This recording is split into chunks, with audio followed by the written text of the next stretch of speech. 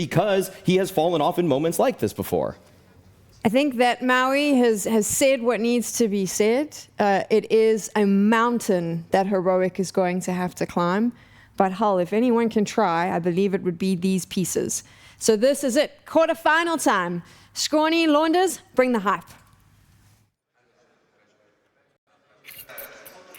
We'll do our absolute best, Sam. Thank you so much for your insights, Dustin and Maui Snake. You guys paint a beautiful picture, but I think Sam said it best. This is a mountain that Heroic have come prepared for. All of the tools in their backpack to try and mount this, but G2's talent stacked to the sky as they will be attempting to get into the semifinals. Do Heroic crack under pressure, knowing they've already dispatched of the previous major champions? Today could be their day. Glory on the line, semis await, and it's going to kick it off on Ancient with a slow walkout through middle. MongolZ, that classic unsilenced USP, a little BM to start us off. He is shoulder to shoulder alongside Nico, and the three of them drop like flies. Oh. Top red peak from Hunter as he assists. You have so much prep on your plate, but the moment you step forward, you're met by who? Nico and MongolZ. And that's going to happen all match long. I mean, you could talk about prep, but it's G2 who had the proper setup for this exact. So they knew what was coming. They put themselves in positions to win, and they succeeded. G2 are the king of pistols when it comes to Tier 1 teams, so I'm not surprised to see them pick up the first one. That was definitely one of the richest, most thought-through desks, I think, of the entire event, so I just want to give them some credit there. It was a lot of great points that were made that I think we can unpack as the series goes through, but gotta say they touched on everything, man. If Heroic played their best, I definitely ride with Dust that they can be the better team, and I think G2 obviously play a looser style that is more top-heavy, but they lean into those players because that's how to get the most of their team. So let's see if Kixan can break through this. Yeah, they're just going to try to do a little bit of quick work up the ramp, but nah, denied by rifles. Yeah. Nico snacks 10 shots in abundance, and it's unfortunately Heroic fizzled out in mere seconds with the force buy. So back to the drawing board, back to the Glocks, and G2 to the comfortable start. We'll see about FaZe in this arena, but I have the suspicion that G2 are most likely the most popular team here so far in playoffs. I think even more than MongolZ. The MongolZ fandom has been outrageous. And, you know, this is a last dance for G2 with the lineup that we see before us, which is a special thing for everybody to be able to witness live. A lot of people are wondering if Nico will get his first chip and if this will be his last chance to get a chip. Of course, it's bittersweet. It'd be a glorious moment for a team that has shown highs and lows for these last final attempts to hoist that major trophy, right? CSGO's uncrowned king in Nico alongside MongolZ. This duo has given us so many fun moments. He's more of a prince, right? You can sort of see it coming. And with MongolZ, I think that's it. You watch him play, and he looks like the whetstone for the rest of Tier 1. The guy who understands the game better than anybody else. And I'd say the front runner in figuring out how to use the op in CS2. Sure. And now I think we've seen ZywOo pick up the op more often, especially here at the major, which is a welcome sight. But he was the guy, the only guy, for some time. And honestly, as Nico is set to depart for Falcons, all right. Speak of the devil, with the easy cleanup versus Glocks, the top brass at G2 have made it very clear that MongolZ is not going anywhere. Having signed that contract 2 years ago now,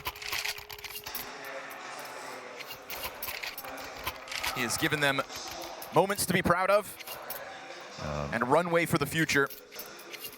But now on the tarmac, Heroic in with the guns. First full buy of Ancient, first full buy, and the first test for G2. That pistol went down so smooth, the conversion right there with it. I think the single best part about Kixan's calling has not been the team play, it has been standing up to losing bad rounds. In their game versus Na'Vi, they went up against it all in terms of individual clutches, losing player advantages, and they still came back the round after and won. Ooh, it's going to be activity here from G2 right out of the gate, down the ramp. They'll go. TeSS going to find 2 players at the base of it. Snacks, it's a clean trade frag, a good lineup, but he's not quite as clean as need be to finish off Kixan. But look who's coming, the final boss of the server. But he's missed his timing. An aggressive push, I don't know. Pazzy One player, yes, does slip into the cave. He seems wary of it, but a missed incendiary means that that cave pressure will remain. The fact that he's even being this aggressive, solo on the site, he's got a teammate behind him, separated by a smoke, shows the confidence that he wants to show here in the early rounds of his opening game. Bomb took a sniff at this B site with Kixan. He decides to make it depart. That molly is great. Clears out the close positions, makes it safe for MongolZ to push into cave and clear it. And this will alert Hunter that the fight might be coming towards him. As we see the CTs peel back now. Bomb in main. Makes sense to throw that bomb over towards Shush. He is the player with 100 health here for Heroic. Most likely to crack a bomb site. But Hunter's going to remain passive. He's looking for another peek. Short barrel. There's a timing where he will look. Of the A4. Oh, but he steps out. And in that moment, Nerds thrives. So hands busy for Nerds. MOUZ could just dive this. But he doesn't. It's going to be the nade, but it's not going to stop that bomb plant, nor will it find the kill. Nerds actually connects into the headshot. This 3v3 taken down by one as MongolZ just underhands a bomb on Nerds and then pushes to the back site. Oh! And instantly takes his Shush's head off. The 3 health of Kixan. The 2 Ts that touched over towards that B site. Kixan, huge reposition through main, catches MongolZ off guard, and to deny MongolZ a 1v3 early is to give Heroic their first round. That's what we're talking about with Kixan being able to make the call. Now you could look at that round and say, Hunter, why do you even take that peek on that timing? Could have peeked out and gotten a frag. I think he was sort of alarmed and ready to hide again before realizing there were 2 players there. And that's what got him killed. But this is what Heroic can do. They've been punching up all event. MongolZ flashed out. Mixer takes an aggressive angle up the ramp, lets himself be known, and Kixan hits that wall bang. Ooh, leg shot only for MongolZ. And as he peeks towards ramp to try to cut off the support of that front runner, they already have their footing in sight. MongolZ will find sanctuary between the Molotovs. Nico finds this hidden corner, and this could come back to haunt them if not for great cover out of Test. Great peek. He tries to go in through the smoke spam, and the CTs have a difficult choice. 3v5, unlikely. They will walk away, and Heroic making the most of that open door put forth by denying the 1v3. I'm telling you, man. It's I mean, this team, this event has been very special. When we talk about the formation of Heroic at the beginning of last year, it was an emergency situation when ENCE fell apart and they had to find a lineup. They paid a lot of money to get Kixan onto the team, and Saw took a huge bet on him. And then when it came to the major, they were clearly not prepared enough. Started off so strong at Blast Group's beginning of the year, fell apart right thereafter, and in this middle portion of the year, the closest they got to a chip was Thunder Pick, where they ended up losing to the Mongols. But that was the first instance where you thought, wait, they're actually starting to figure out a consistent Tier 1 style that's going to be sustainable for them. And here they are proving it at the major, getting the corners. And it's not just getting the quarters. You know, it's not a run like some of the other teams have had. Even looking at people have criticized Liquid's run for running into easier teams. Heroic took down Na'Vi. They had to fight against MongolZ, who showed amazing strength in elimination. Almost 2 rounds away from getting into quarters right from there. Sure. Then hard the hardest road possible. Most pressure versus Na'Vi in the end, and still overcame that. I mean, after MongolZ, Heroic had the 2nd highest average ranking in terms of opponent at that elimination stage. You know, depending on how good Heroic do, they might be the most improved team of the year if they can show something this and go a little bit deeper at this major, but this will be the hardest test right now. MOUZ, he takes a lot of damage here, but it is still his rifle and MongolZ's op, right? The remnants of that last round. So to kick it off, 5v4 is a good sign. It's going to activate Nerds into the cave corners, wary of which side he should look first. Nico instant dinks. That is huge. Well, of course, the peaks are just perfect. Nerds assassinated. We've got 3v5 now. And it frees up Snacks to make a move.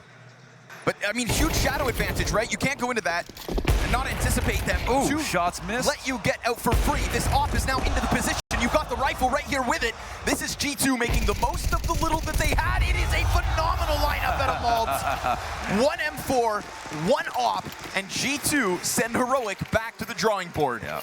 Now this opening game is so ridiculous, and I think G2, you'd be silly not to be worried about Heroic coming into quarters. But if there's any team that Heroic would be most afraid of, you know, G2 would be at the top of the list.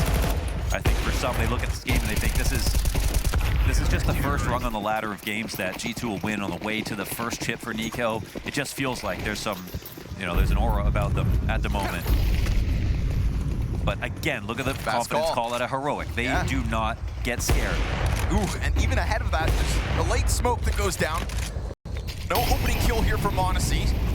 And there's no one in Donut to put the pressure on just yet. Bomb's getting planted a little late, but it's not stopped.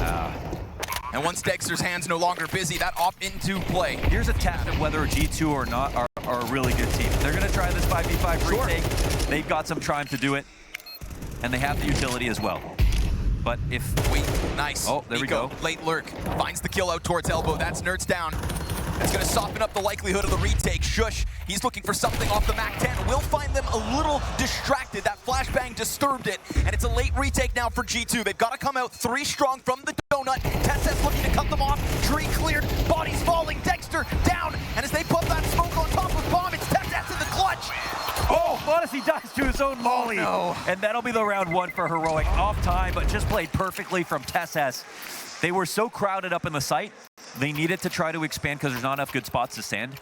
And you see the push through the smoke from Shush, and you think, why are you doing that? But back default with the smoke coming up and Donut being exposed to that, he had to make something happen. So it makes sense that he goes out, gets some info, delays a little longer, because you see at the very end of this post-plant situation, there's simply no time to defuse, and they have to rush trying to get this last kill. As you can see, it's a 2v1, but without time. Desperate, right? No other course. What, you're gonna run through that smoke blind? But it's the call from Heroic, right? How fast they did it. Right back, G2 trying to beat Nico's head off the swivel. Back and forth until the lineup here from Dexter. Again, trying to put down these riflemen. Wow, real fireworks already. I love it. Dexter into the triple kill, doing everything to deal with the pressure. And as we talk about a Heroic, as you mentioned, that kind of come into their own later in the season, one of the things that really held them back was Dexter and his inability to secure that visa to attend some events. Now, this is where I'll say that, if Heroic play their best, I think they definitely can win this game versus G2.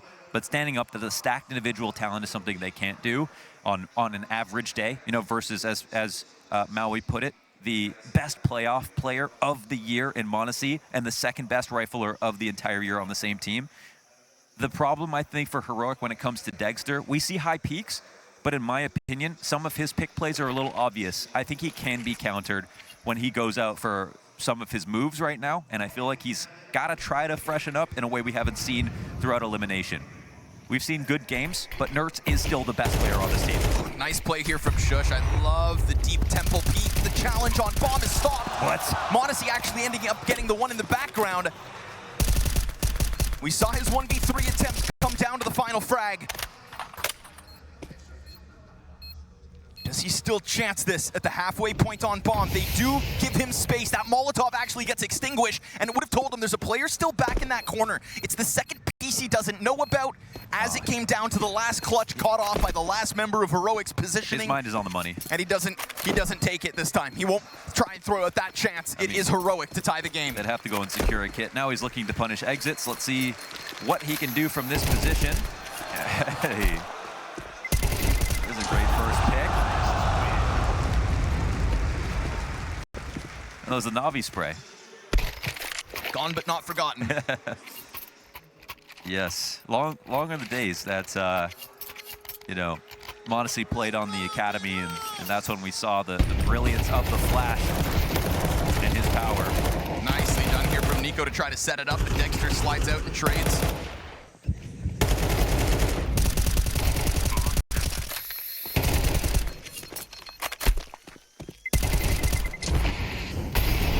MongolZ keeps that damage up, so money low. You can see the limitation. Nerds, one of the few MP7 players in the world. Mixed up by here for G2 as they're bifurcated on the sites, holding it down in Donut, thinking about the B split. But as time goes on, they'll obviously be a little insecure about A main. They have this crack spot on mid, so they've got that info. But it's not full information, and it looks like another solid call here from Kixan with no friction to stop the A hit.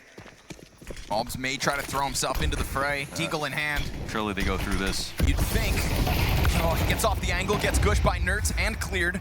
MongolZ looking to rumble with that AK, Hey, but the Molly's not deep here on Temple. nobody faces him until Dexter decides to take his head clean off. May Hunter bring it back. Again, limited rifles, beautiful mid-play up from TeSeS. Not caught by Nico this time. Nico usually so good at getting one over any kind of late mid lurk, whether that be during retakes or mid-rounds. Either way, Heroic, like you said, no friction in the A site. MOUZ unable to do anything with the Deagle, and that is why Heroic find themselves 1 round up on this T side. Yeah, and don't be surprised if you see Heroic play Ancient well, because that's, I think, the map that they've had the most impressive wins on so far. Eliminated Na'Vi. Yeah, eliminated Na'Vi. The game versus MongolZ, in some ways, you know, map of the event with how well both teams played. And I think they're a team to learn from.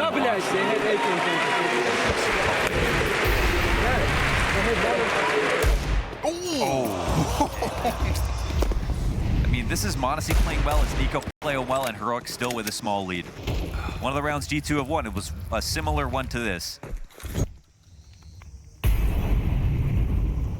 MOUZ self-proclaimed best Deagle in North America. MongolZ just turning from the second, and as he goes back on the angle, his head's off. Shadow advantage from MOUZ, he's down empty-handed. But there's more where the first two came from. You got Hunter and Snacks at bat. Oh! Double dig is clean. Snacks dead. Hunter, he's got all of it to do. Woo! But 2 is all he'll find. He tries to set up his cousin, who is still just too many steps behind, but is equipped with that M4. 14 frags deep here on map 1. And these T's uncertain as to his position. Right now, it's 2 backs turned. Shadow advantage. Oh, clean goal out of Dexter. Into it. And his rifle work is looking just as good as his op. Absolutely. There may be peaks and troughs throughout his performance, but today is starting strong. Man, look at that. Oh, beautiful tracking on the first frag. Jumping up in front of Hunter. A good day from Hunter could also make the difference. When we talk about the Dallas run, Hunter being the 3rd best player on the team was instrumental. But this is, you know, G2 in this form, crush a lot of teams. But Heroic playing this well on stage versus G2 right now are showing us that they are not false prophets. The calls have looked good. There's a lot of trust in the reactions that are fast. They've survived getting ecoed in this game. They survived losing a pistol and 2 conversions and still come back for a lead. Heroic can be proud of themselves so far.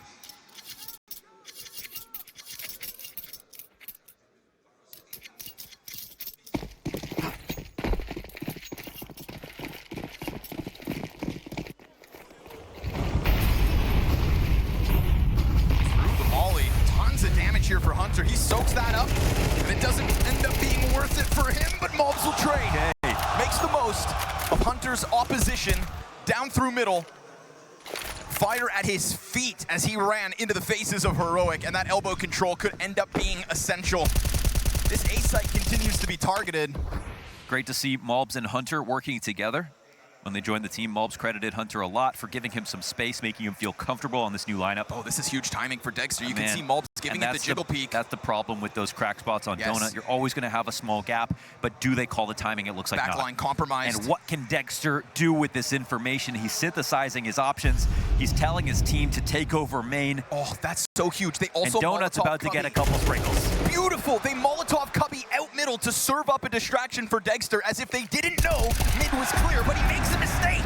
He pulls out a util. Nico hot on his heels, able to sniff out what's going on. MOUZ low HP, not able to get yet another, but Nico's here, so the rifles keep it going. The lineup's not right theirs. And G2, luckily off the back of this overperformance from Nico, will maintain what looked like a lost A site. Yes. Yes, indeed. As TeSeS, I thought he made the important kill in getting Donut, but instead, wow. G2 survived it. You heard the Nico chants inside the arena. 17-6 right now. First chant we've had so far this playoffs, and to me, it's no surprise it's one of the G2 players. Yeah, we knew early on when G2 played against the MongolZ that G2 definitely have the crowd on their side. Back 10's here for Heroic to try to finish out a half. A half that secured them 6 and kicks down that fire, spreads beneath him. Star of the show for G2 goes down.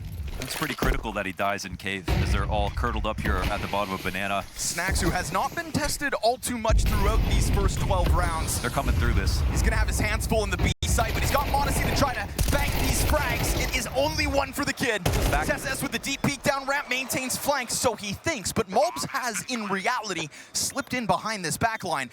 And, I mean, the surprise is the name of the game here. How long can he milk this? Not long at all. Yeah. Dexter wins another duel, and That's that is half over. a 7-round half Come on. for Heroic. Look at that. Like, look at the score lines, and then look at the top score, right? That's exactly what we want to see this game.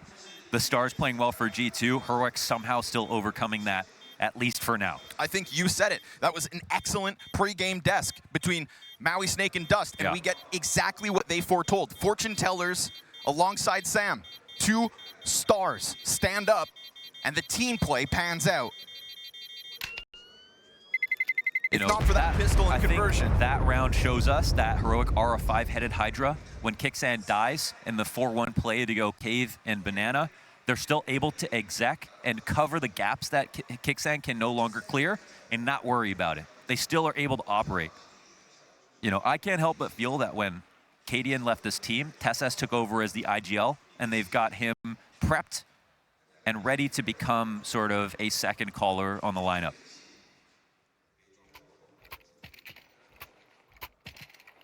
And you can still see it's the heart of Heroic in many senses. Surely. G2 are going to have to work hard for this one. The Heroic spray covers MongolZ from the first half. Yeah.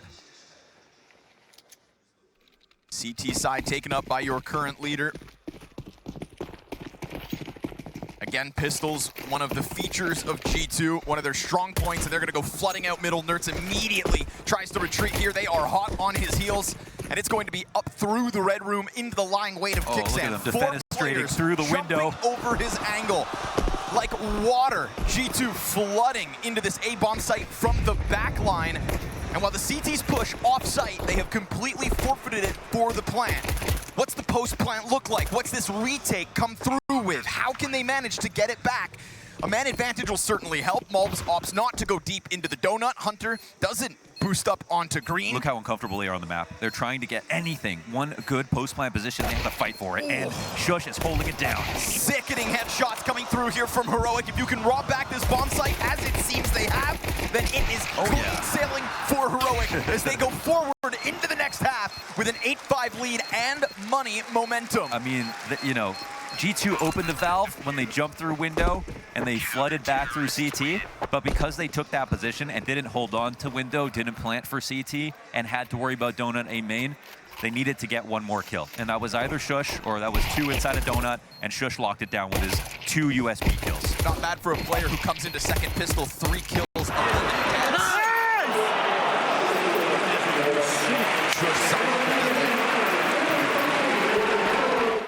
Gives up his bomb site, but won't give up the pistol round.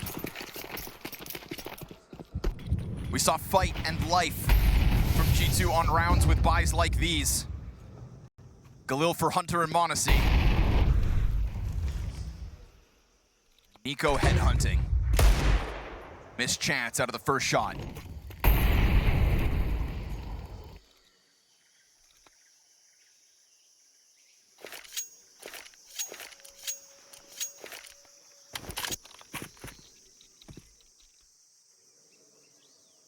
You know, I'm personally not a huge fan of the vacant A site meta.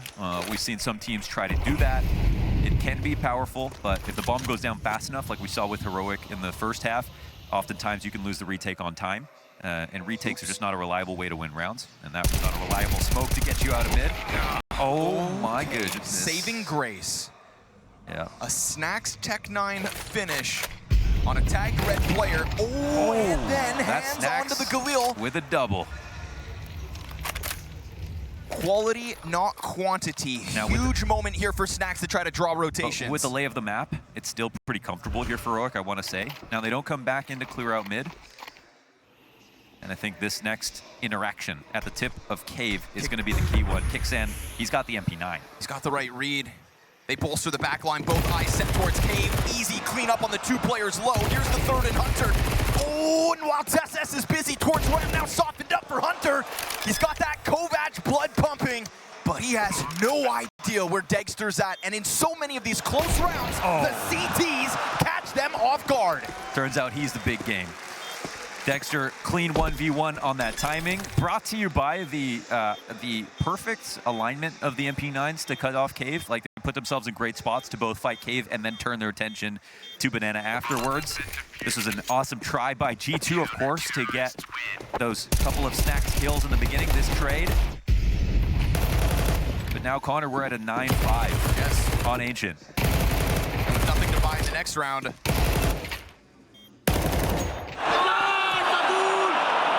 Place for G2. We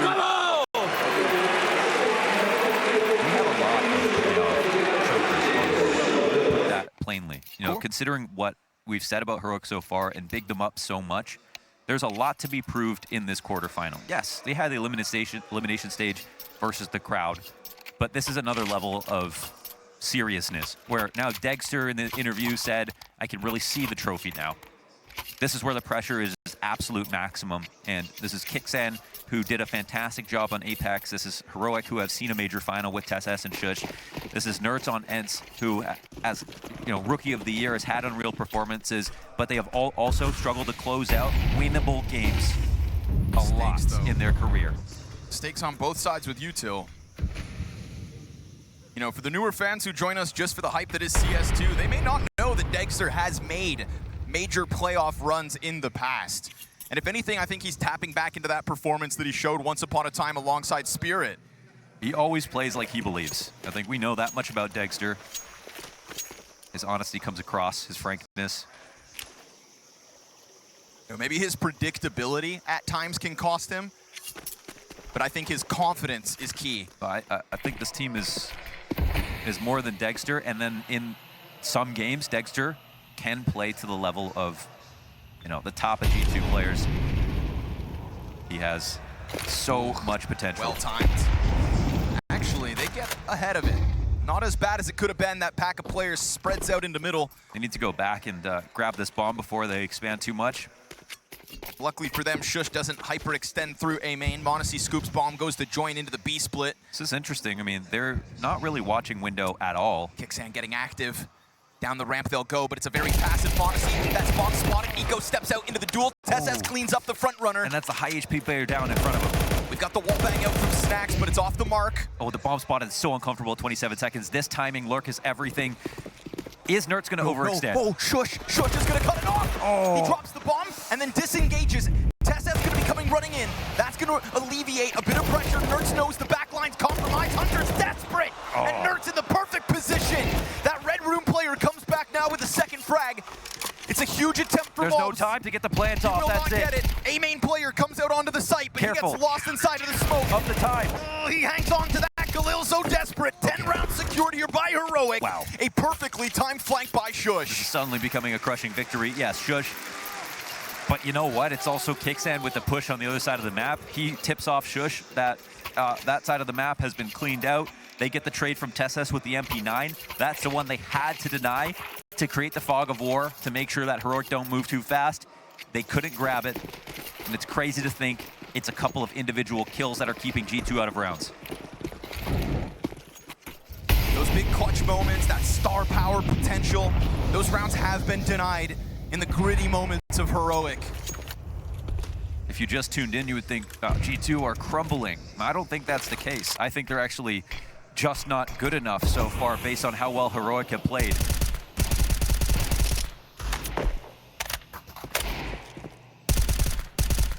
I know Maui Snake was quite critical of G2's calling on Ancient, accusing Snacks of just maybe being a little redundant, repetitive with some of those A execs back in the elimination stage. Feels like Heroic have got him red.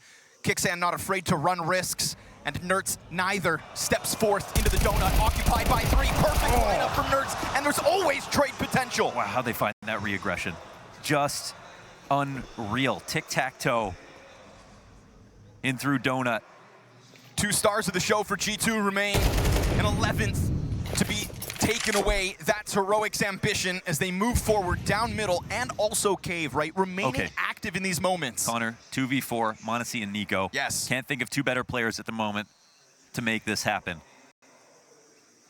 But trailing by 5. 35 seconds. Bomb control here for Heroic is a real test for them as they search for the second guy. They know that MongolZ got this kill in main. For a second there, MongolZ had eyes deep into Donut, but we actually get a CT smoke once the second defender gets into position.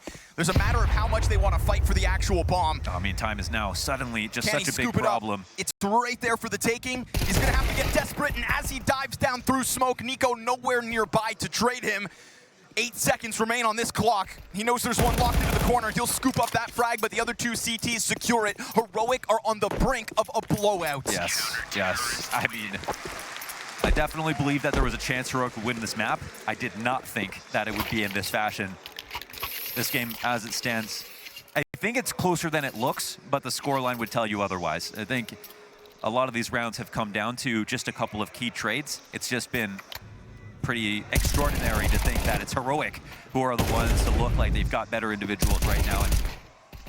I think the wildest thing for me in all of this is you still have NiKo 20 kills, 10 deaths. Yeah, you still have MongolZ positive, despite being down by 6 rounds. Yeah, and that is the hard part to litigate, to think that the stars are shining, but there aren't enough in the sky here for G2. It's not that Heroic have cut all the heads off this Hydra, it's that they've taken it out at the knees.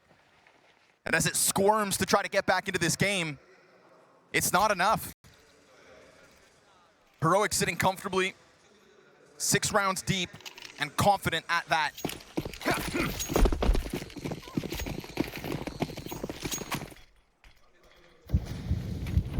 We saw a glimpse of greatness versus MongolZ on this very map, and Heroic tap back into it. Let's see about that T side, G2.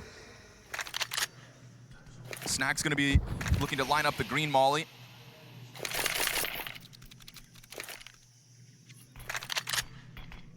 But very wary of some kind of a mid play. And I think that kind of comes down to this activity from Heroic CT side. You can see Snack's a little nervous.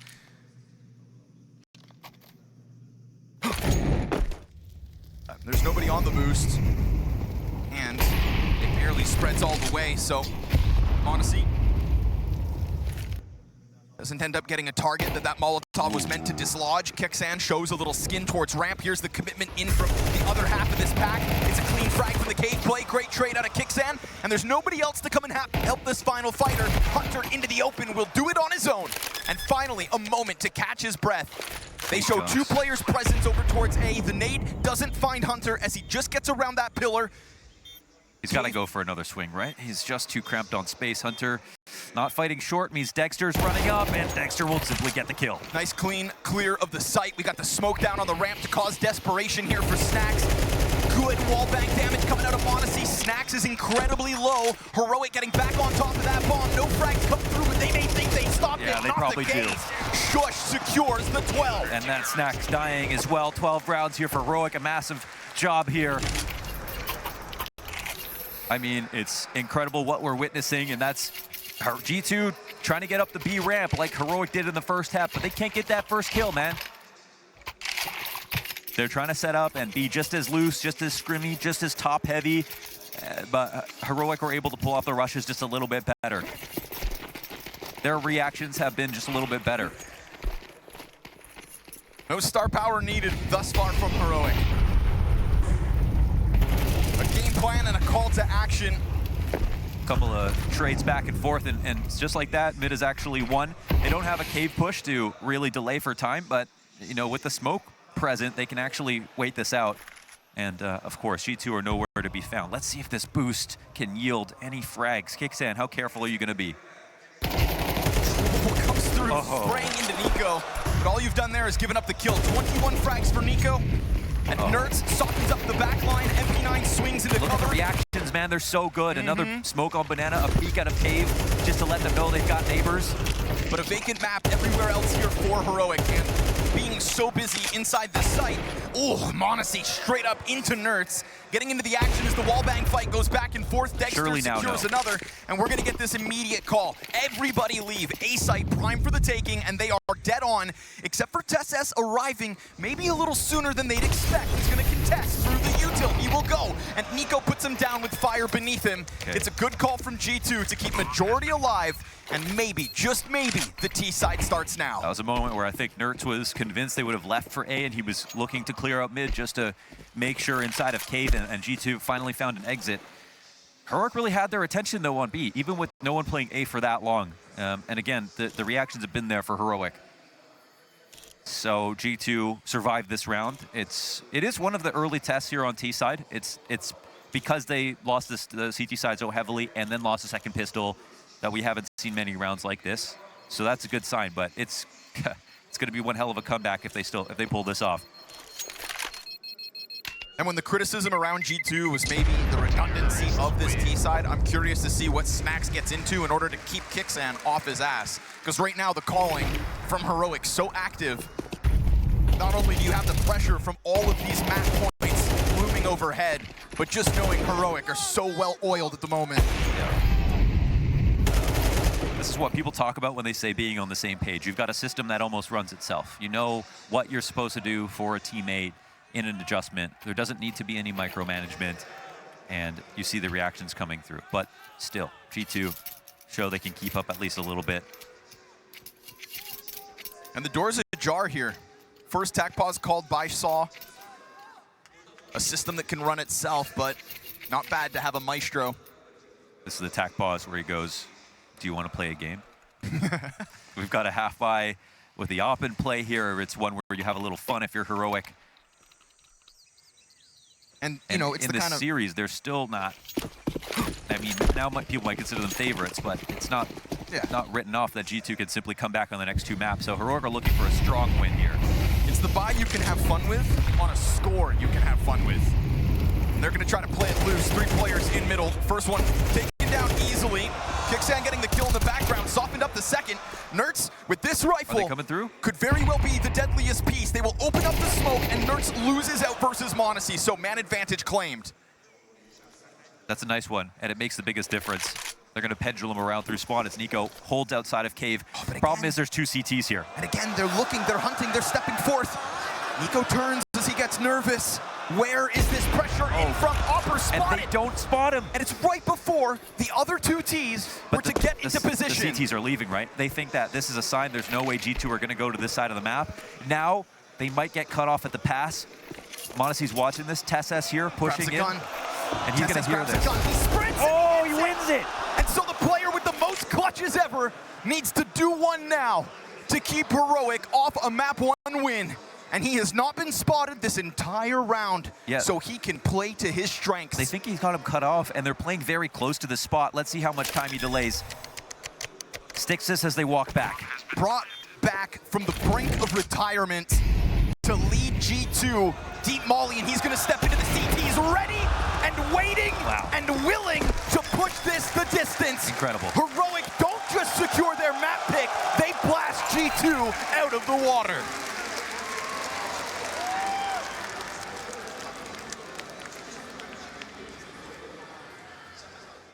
She said she loves you, but she can't love me. Forward. If these guys don't make it forward, sure, we got Heroic on the other hand, which are a great story, and it's a great strategic duo between Kixan, between Saw. Nertz has been on the come up himself, but we all want G2 to go a little bit further. I'll say that, just for the fun of it. Let's find out if they can.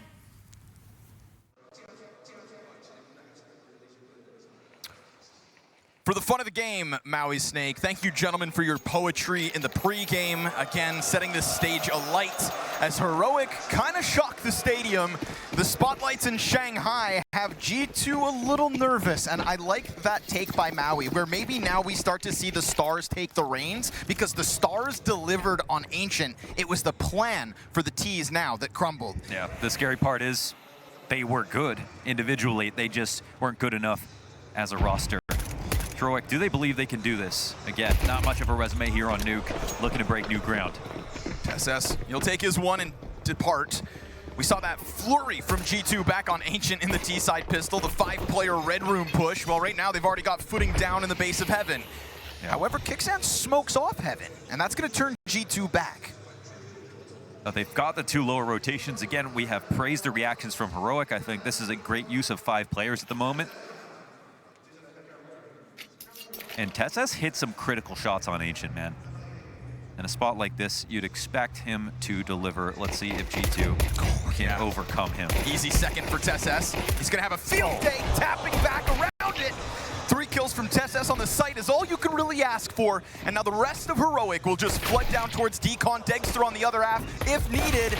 And it is instantaneous. Headshots from Nerds. A pistol in the back pocket of Heroic. Look how reliable that was from TeSS and some of the pushes that he had on Ancient. It's a great round from him and Nerds. Full house, in fact, as they get all 5 together. And even winning pistols against G2 is a crazy good sign. This is a team that have destroyed consistently other top teams throughout entire stages on pistol rounds.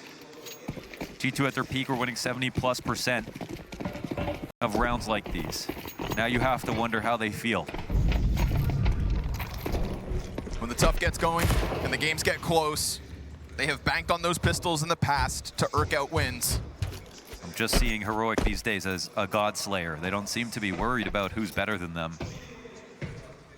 They're clearly very focused on how good they can be. And it felt Why like is it that every time they lose a 1v5, 1v4, 1v3 clutch, their next call is a confidence call? It's a rush. And then not only do they rush, but they win. I think it's because of the confidence that you can put in their game plan. There's a lot of head-to-head talking about, you know, Taz and Snacks versus Kixan and Saw. And the pieces of Heroic have faith.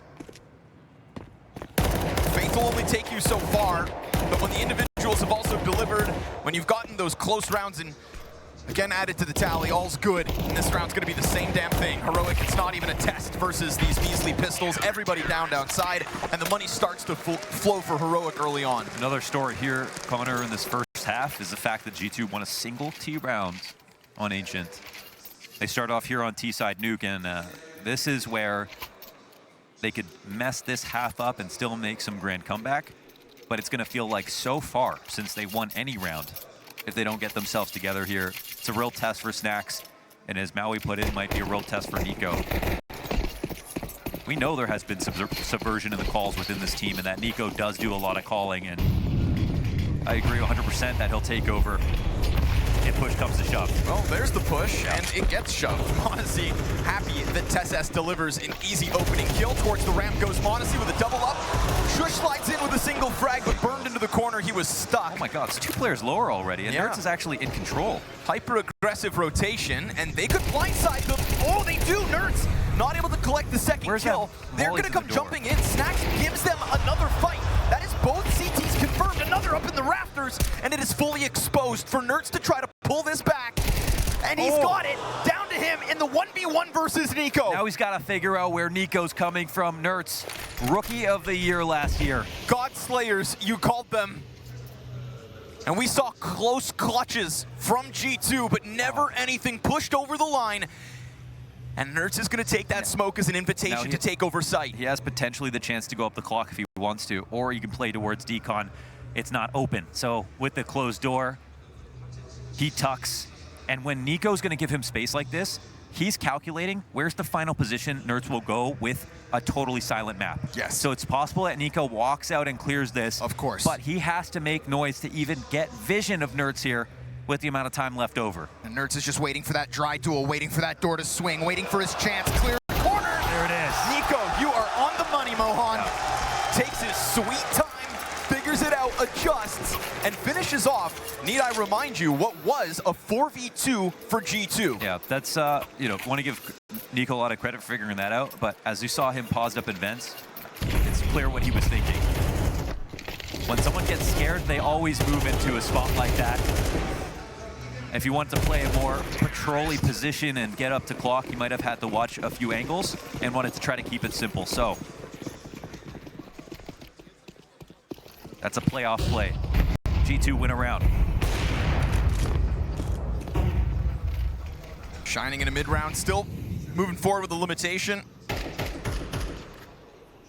Snacks to the MAC-10, G2 to the lobby. I think Dustin did a great job of highlighting just how effective Kixan has been in terms of opening kills. An in-game leader who looks more statistically like an entry fragger has been a good boon for Heroic's recent results. Keep your eyes on him as he tries to find fights through Squeaky. You'll be playing a critical role throughout this CT side on Hut. A lot of pressure on your floor players. Support from the rafters. Shush gets easy pickings. And Kixan finds one through the smoke. Totally flat. Absolutely smashed.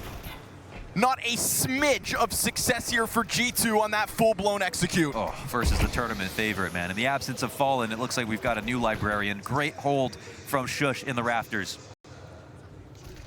Those Hut players don't even come out to a disrupted rafters hold. Fully visioned, no fire on his feet. Yeah, sometimes, you know, we make fun of anchors. This is a map where anchors get a lot of play on CT side. You know, half the rounds end upper or more. And in that spot, your sole job is done before the match starts. You know, it's which flashes do I have to dodge? How long do I have to stare into the wall? Why are they going to try to mix it up? And when I'm unblind, you have a great angle. If there's no flashes upper and you're sitting up in Fur or you're sitting in Mustang, you have an amazing fight versus Hut, right? So the whole job can be summarized by saying, how do I not get flashed? And Shush does that. He makes it look easy, but that's not easy to do. You know, back in the Heroic system, when it was led by Cadian and at the top of the world, we praised Shush as one of the best anchors ever. Yeah. We put him up in that limelight. I think he was the closest to coming to perfecting playing B on Vertigo. Yes. He was someone whose protocols I think were extraordinary. Alongside TeSS also took the brunt of the fall off when Heroic had to reinvent itself. He also was the player that fell off the most in playoffs on that Heroic lineup. So he's overcoming that here. Let's see what he can do. Right now we've got that Soul AK of MongolZ. All right. Simultaneous with a Nico Dig outside. The stars are unquestionable. The recovery is required. And Heroic have shown they can still win these rounds. Ooh, Mirage play nearly taking Nico out of this equation. But even the fact that TeSS comes to clear this at least brings us back into the possibility. Look, they're crawling outside. Kixan's already in secret. It's a great distraction offered up by TeSS. So now that Kixan can stand on the secret stairs, we see this clumping of G2 around Nico's entry outer. They're trying to bolster it with the AK. If Kixan gets too comfortable, he walks out. And they're going to send MOUZ up first. He gets found out, easy pickup and a fallback. He is not going to run the risk of losing yet another life. Heroic can't afford that. You can offer the map control. Eventually, bomb must go down. But that op's looking tasty. It's tantalizing to cross. And yes, I mean, we've got a completely vacant upstairs for the moment. TeSS working on a contingency plan. This push with this longtime teammate of Shush following closely behind him will meet up in the Hut. Really good timing. G2. Even if TeSS dies here, that second layer to the lobby flank is good. Up along the wall, it's a little hard from TeSS, but his support in Kixan dies. The second lobby player's found. It's got to be the Danes for Heroic. And TeSS is, wait, oh, TeSS he gets is the making plant the off. move. He gets the plant off, and now it falls onto Nico up in heaven. Wow. Mystique shots the Danish flank to fruition. Yeah, that's beautifully played. And again, reactions, right? What's the first thing? 3v5, and they make two players go to watch outside. It's the last place G2 thought they would be. Kixan finds his early pickoff. They called that G2 were going to take this into a slow round, and they paid for it. If G2 had done something as simple as grouping for ramp after that first couple of kills that happened, they would have won. Did they give G2, did they give Heroic a lot of time? No. Heroic just moved that fast that it made him feel like it. And I think that's something we could attribute to them back on Ancient as well, right? These mid-round pressure points from Heroic have truly been a win condition thus far in the series. Nico's gonna eat the flashbang. Nerds takes the dangerous cross, but he is now establishing himself inside secret. Wall of smokes. He knows it's clear behind it. Doesn't look to confirm just yet. There's something special about watching a team that doesn't have true superstars winning matches like this. Whether it's MOUZ yesterday or Heroic today in this playoff, with a three-way tie for first and all the attention on Dunk, MongolZ, and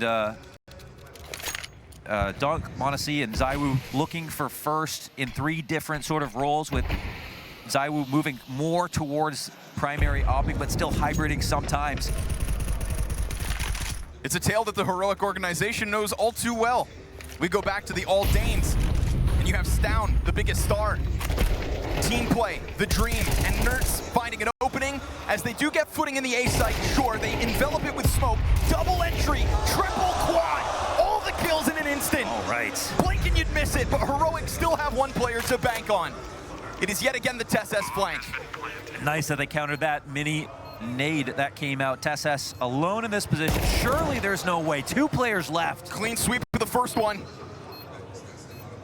TeSS, a key piece of the reinvention that Heroic have gone through. Flash up into the heavens, trying to find a way out through this door, and once he does, the play is there to be made. Just trying to section them off. That's one player confirmed. Both shot. Anticipating one from the background. No. There it is. Okay. Well held by MongolZ. Back vent. G2 on the board. You give them enough space, they can still sneak through. And you know, we've talked about MongolZ and Nico. MOUZ has also got to be part of the conversation in terms of what has given G2 new life. Coming onto this team with Snax, he's really balanced out sort of the lack of power from their 5th player. I'm not even going to single out Snax here. It was the same with HooXi, and MOUZ as an injection of talent onto this team, I think has been a huge core reason why they've been able to pick up 2 big chips this year. Instrumental in the fall finals, yes. grand finals. G2 took a big swing, signing one of North America's hottest prospects, but yes. one that was left in NA for maybe too long. Yeah. Because the thought of crossing that ocean to play for a European super team. Yeah, Stewie walked so MOUZ could run, of course. Well, shout out Twists too. It was all about North America, that's the point. So G2 with a 2nd T round is a great sign. Doubling their T round formation. Maybe giving them a little too much leeway there, that vacant A site. You know, we saw how adamant Heroic were with hanging on to A when we had Shush up in the rafters. We saw how crushed G2 on an attempt to come out hot, but you gave them so much space, they're gonna run away with it. MongolZ now to the opening fight outer. We've seen some ambitious moves from Heroic outside. We've seen Nerds run risks. And this is one of those times where he will not have the advantage of garage control. Dexter instead allocate. What? How? How? Whoa. In what world does that happen?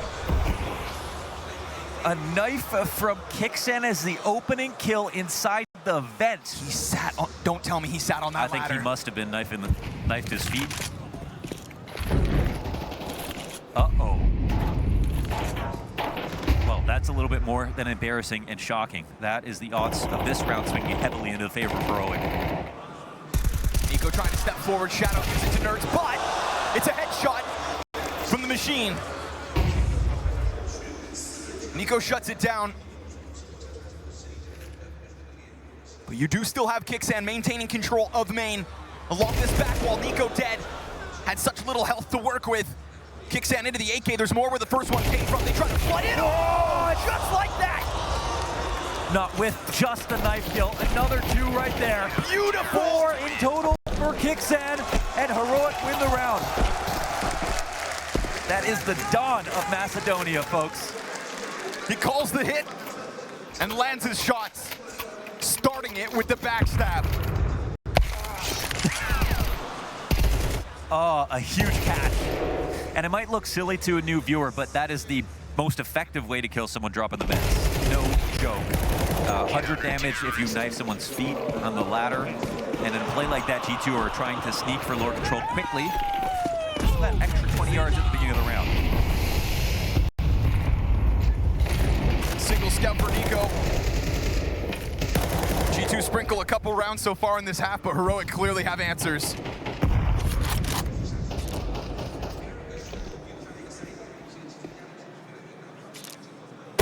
Oh, wow. Dexter down. X-rays off, folks. That is thousands of hours in the hands of Nico at work. Unreal. It's also just measly pistols for this ramp hit. Thing is, with that kill, it actually opened the perfect door. TeSS peels back to try and get some kind of vision on outer, and look at this push from G2. How are they managing to get bomb, of all things, into hell? There are backs turned from the CTs, but it's a Glock. It's a Glock, man. Snax, wouldn't you rather take the bomb site? Yeah. He tries to go up and out, but maybe this actually just serves for the perfect distraction. Maybe somehow, no! Hunter! Oh my goodness. Oh, it runs in the blood. Hopping's hard. A missed shot out of Don't heaven. say it's in the blood. The Don't say it's in the blood. How dare you. That's the interview where he goes, that's the worst gun to have in that position. Oh, man. Man, oh, man. Hunter said, I'm going to try my best to help you secure this chip, right? In the CSGO Memories Part 2. That was his dream was not to win a major. It was to help Nico win a major. You know, everybody needs, you know, screw a family member like that, a friend like that. It's incredible dedication, but... Cousins, but really brothers. Deep wall of smokes comes out from G2. Back into the gun round, and back into the success story of MongolZ, who's really playing like he will not be denied in Shanghai. Dust brought up that Kixan's performance so far has been extraordinary, especially T-side entries. And his individual play was something you could see glimpses of throughout his career, but never really taken over like he has this major. TeSeS going to serve up a distraction by bringing one down with him. They don't clear top boxes. Almost slides up to perfection, but Dexter dies. Huge headshot comes out from MongolZ. Clutch attempt for Shush. Now we're talking. You know, I almost prefer to see a round like this that a G2 group up and explode. Nice attempt at the hold for Heroic, and they doubled up inside of ramp, which means they sort of read the map well, but this entry pack, too powerful. That's Hunter's first kill, but critical.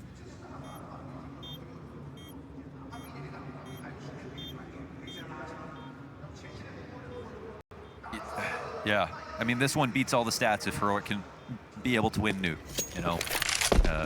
As Maui aptly brought up, this is a map that G2 have incidentally been forced to play and consistently win and have made a streak out of it. But sometimes G2's map picks have definitely cost them at majors. And we have the Vertigo performance at the Legend Stage in Paris, and that one came back to haunt them. This one's, it doesn't have the same similarities in the sense of like, this is clearly a strong map for them right now. It's just not something that they always take to. And as for Heroic, like, it seems like a great punish. You know, Heroic have gotten destroyed by Na'Vi on this map. They don't have any really good wins so far. But does also entertain the fact that this would be a romantic finish for a team like Heroic. It's unlikely we probably get a third map, but for some reason they both could agree it's possible it ends here. Stats don't tell the story, but clearly there's more to it.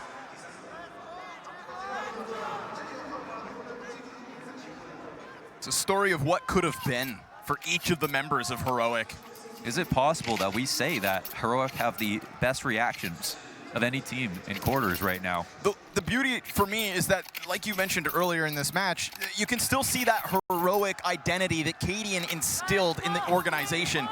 You know, Kixan is almost in a way able to emulate those aggressive CT mid-rounds. And that's why Shush could see something in it, right? That's why it made sense on paper.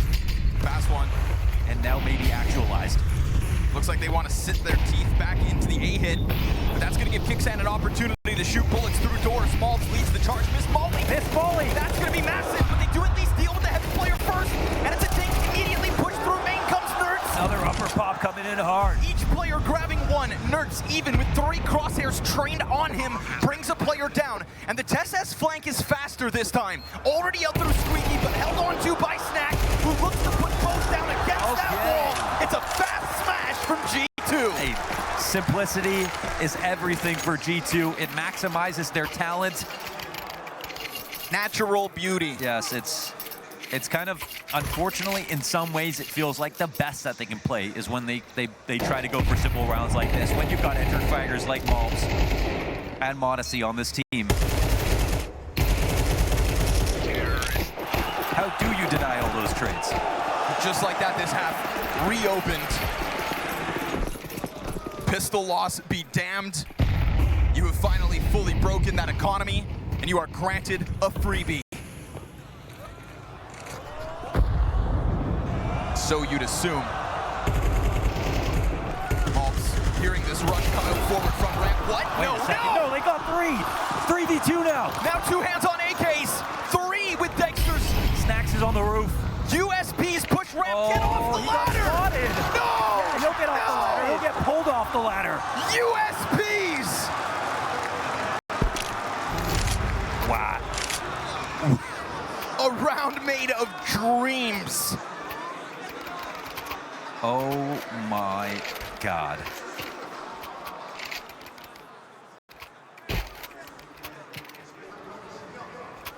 The first moment of calm for G2, and they get run down by USBs. Found standing on the ladder. The last dance for G2. And they lose a critical round in this game. Already down a map.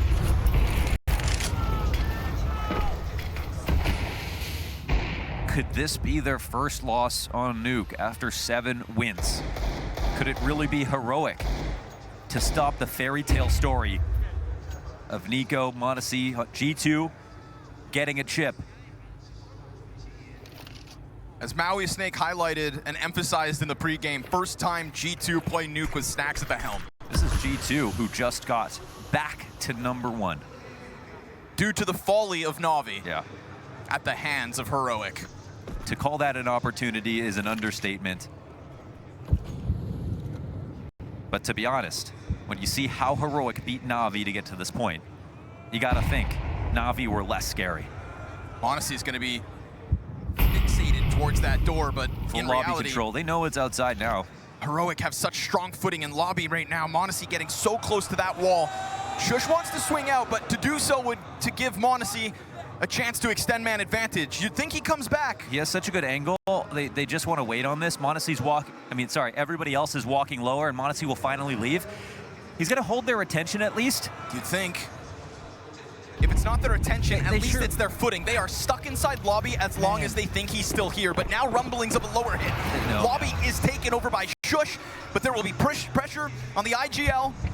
Nico, good lurk all the way from outer, but you still have to cover this bomb. Snax luckily will do that for him. And then those other 2 players in lobby still to be found out. The retake most certainly on. Final round of the half. It's a good call from G2 to get bomb down lower. Snax covers when needed. And you will not have the 2 stars of the show to try and guarantee this 5th. They've got a molly. Counter-terrorists make a lot of sound, emerging out from ramp, and they are held back. Okay. It is a good lower hit coming forth from G2. It's a recovery of a T side. When all is said and done, they got 5 rounds. It was an arduous half, and they got ecoed within it, and it could have been an even better half. We know that. But there's not a lot of value in thinking about the past. G2 have to put that one behind them. They can feel pretty proud of what they've done so far. I think it's sort of been alarming how good Heroic are on Nuke here in map 2. This map should have been something of a gimme for the favorite squad. But Heroic are looking to make waves today. But now they've got to land the somersault, and that is a whole different level of expertise when it comes to Nuke. They proved their reactions on CT. They showed their same fundamental energy that they brought over from Ancient. They're on the same page. They believe they can win. They don't get shaken. They can even win an eco. But here's where the game plan matters just as much, okay?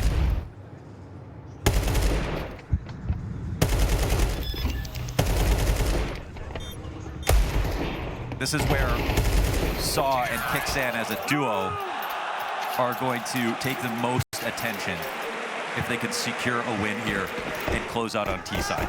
Especially knowing that this G2 pick caught some off guard. Don't let the round score fool you. Heroic are not closer to winning this map than G2. The success story of Pistols for G2 under question in this series.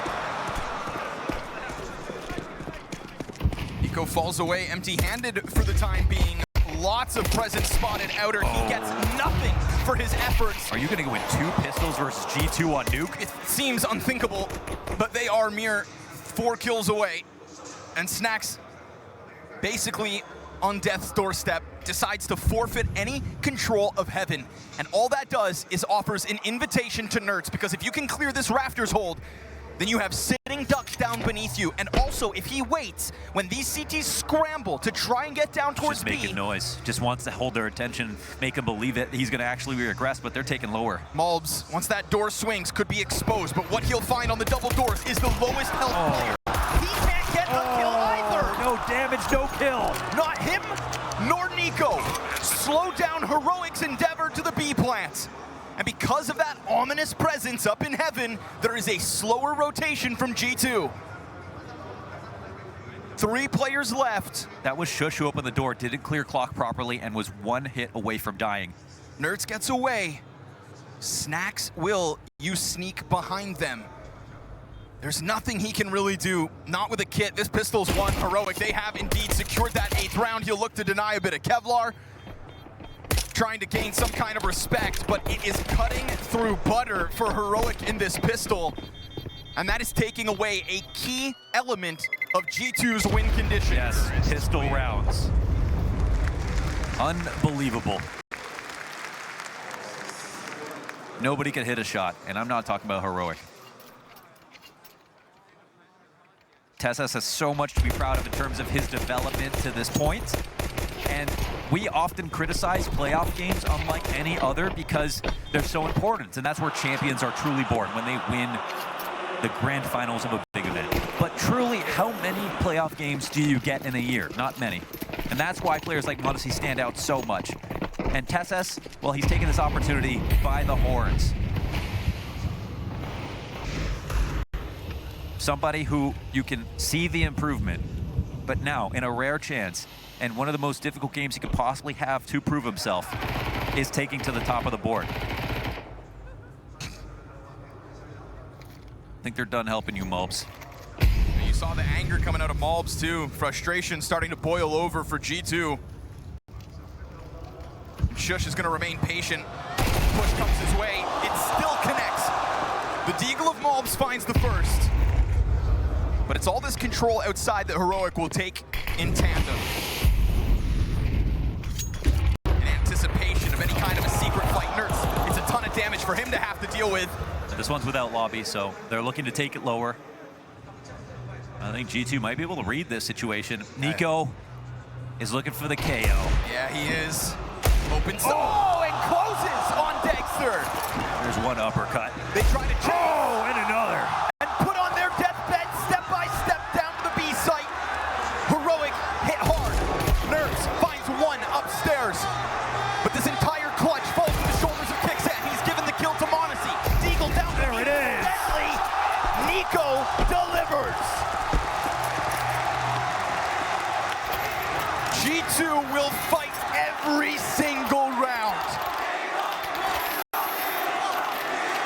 The only man to get a chant in this arena.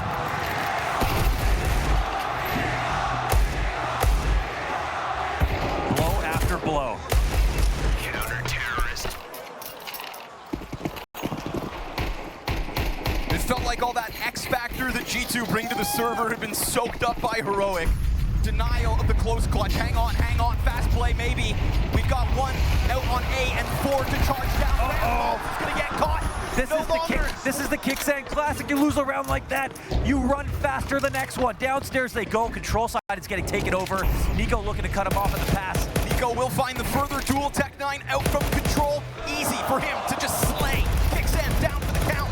Now goes Dexter. Here we go. Holding his ground. Nico, everybody getting clear. All right. Fast aggression, that combination of Cadian, Kixan.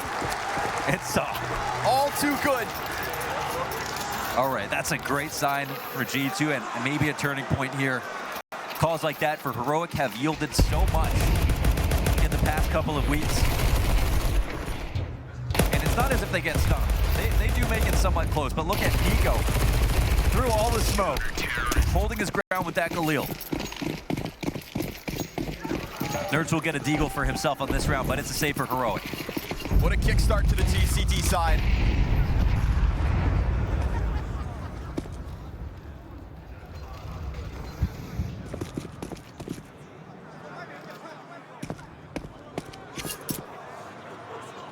Nico does not kneel. He will make sure that line is clearly drawn in the sand. One of the best outer Nuke players we have seen ever. And he will just easily soak up some more frags. Free ones. And a contribution from his cousin as the Deagle spins, so do the heads of Heroic. Because now you are going to have to dig deep. Shush tries to catch him off. MongolZ's got him. His second brother. G2 tie this game, and it's a CT side we know can stand the test. Yep, it's fair to say, in fact, should. I think Heroic have convinced me that they can do even more here on T side, even though that the score is tied up. But if everything goes as it should, if this one ends on Mirage. Let's see what you've got. What a bloodbath it would be.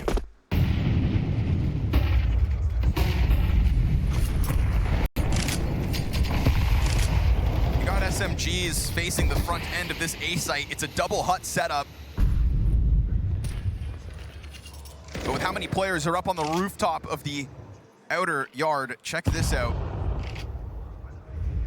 Feels to me like these two defenders are about to have their hands full, and if they get caught trying to pass around grenades, if they get caught looking elsewhere on this map, if Nico gets blown away, suddenly SMGs may be too much to ask of. And Kixan's flying back 10 does get his. Nico, though, that Galil goes down. MONGolZ very quickly sweeping into the bomb site to deal with the hut, and it all falls onto the shoulders of Shush. Backside player swings, and MONGolZ's gonna land it. If not those MP9s, quad from MONGolZ in his house. That's right. On his terms, with a lead. Solid here for MONGolZ on the upper hold. Crazy when you see that Molly land, and the timing is both MP9s have to jump off from their safe spot. This is when it was supposed to get hairy, but look who collects these heads. It's MONGolZ from above. Those SMGs called the threat. Their support systems at full throttle, swinging wide. Flashbangs into main. Hunter's gonna dive off, but yet again, this time smoke push stop, and it's gonna go down real smooth for the Kovac brothers. Able to hang on to Squeaky. Still, revenge served up by Nico. We got the flying butterfly knife on Dexter. Bomb hits the ground, and the hopes of Heroic start to go up in smoke. It is aggression offered and aggression answered. Done. Yeah. This is where we learn. Few have figured out T-side Nuke. It's not an easy map to win. G2 on 10 rounds there. They're not through the thick of it just yet.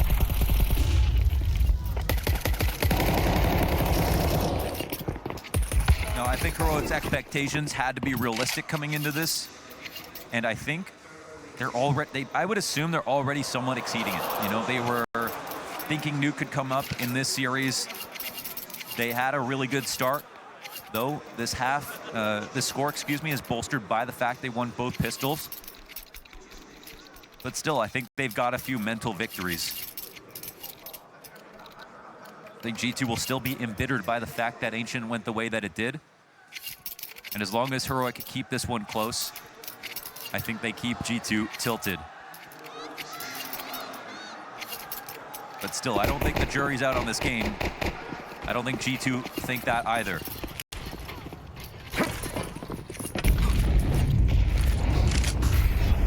Pretty liberal util usage out the gate. Trying to keep that threat of another aggressive stance up. When in reality, Dexter, this is a golden moment. He gets blinded and put down. And Dexter has been a non-factor in this second map of the series. Yes, an excellent second flash to clear out that angle. Very safe stuff here for G2. Peaks and valleys of his performance.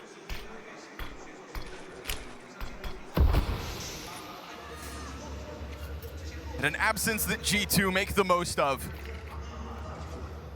MongolZ was pissed, and he has come back through this CT side, now taking control of Trophy.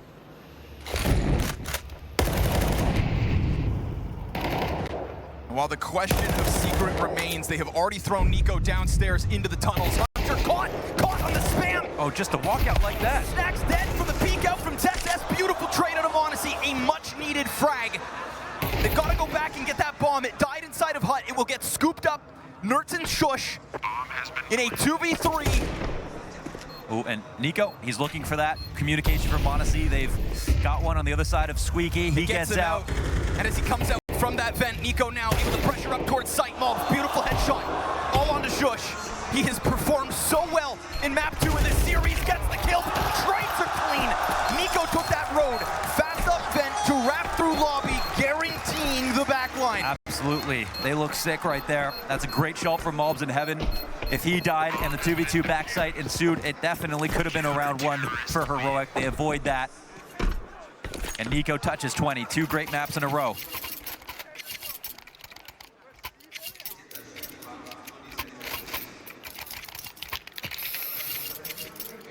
Avoiding walkouts like that is key. Heroic are going to be the ones who feel like they're painted into a corner here on T side and are going to try scrimmy stuff.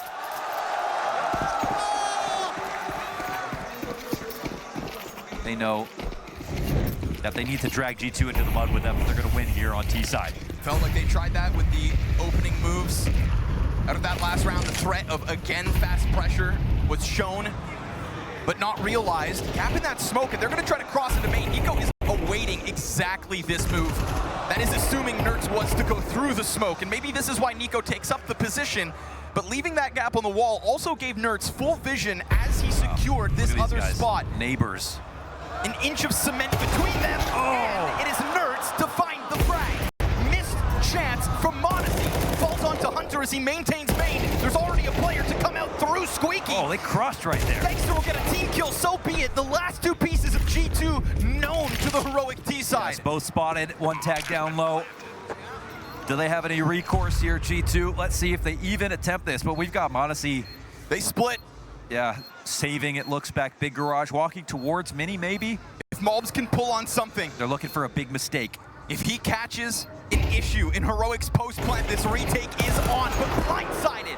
Pixan secures it, and MongolZ will do this on his own if he has to, if he can. Time ticks fast. Pixan clutch queued.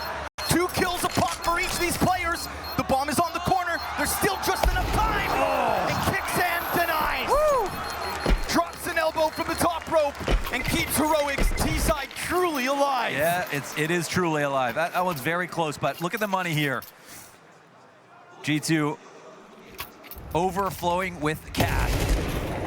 It's a great first move out of Nertz, and even though Dexter gets this sort of team kill as they're exiting, they've got the perfect attack coming out of Squeaky at the same time as main. You couldn't ask for better cohesion, better protocols to deal with Top Hut.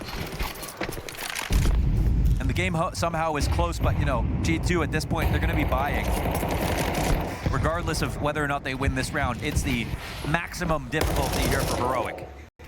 And they're the ones on Galil's.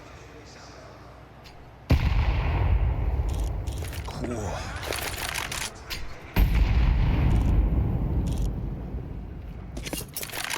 Plenty of kills to be had here for MongolZ on the other side of those smokes, but they fade, and he does too, withdrawing towards Hell instead. Uncertain of the timing. He thinks maybe Garage is already compromised, when in reality, Heroic stagnant behind that red box for now.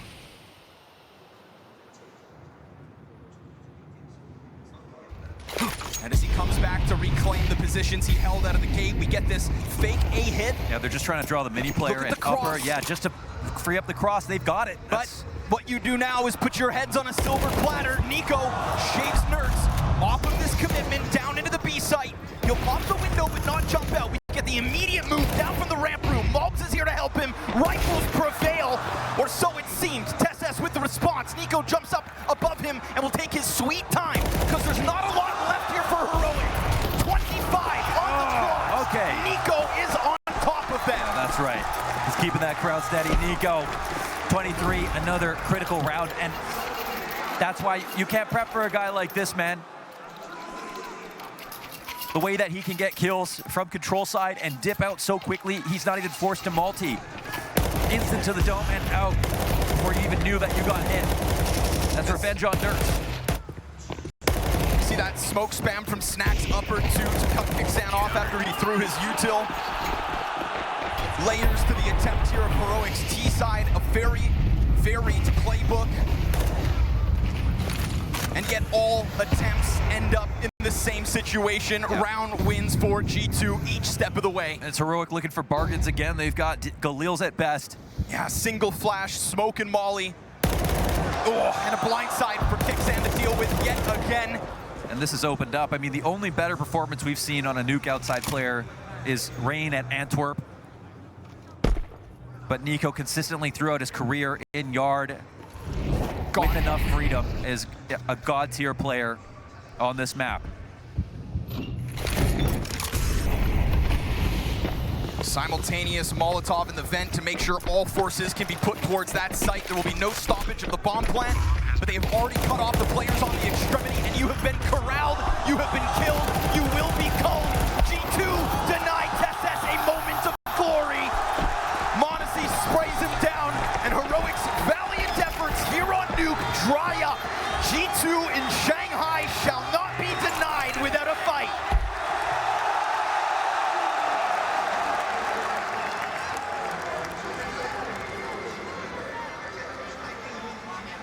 Their most versatile player, but there are some tools that Heroic can, use to kind of set him up a little bit. So I don't think it's all on his shoulders. So many working pieces, so many different things have to go right for Heroic to make the semifinals. Or we just have to rely on the fact that Nico's cursed and he never wins a major. Who knows? Let's get into game and find out who's going through to the semifinals.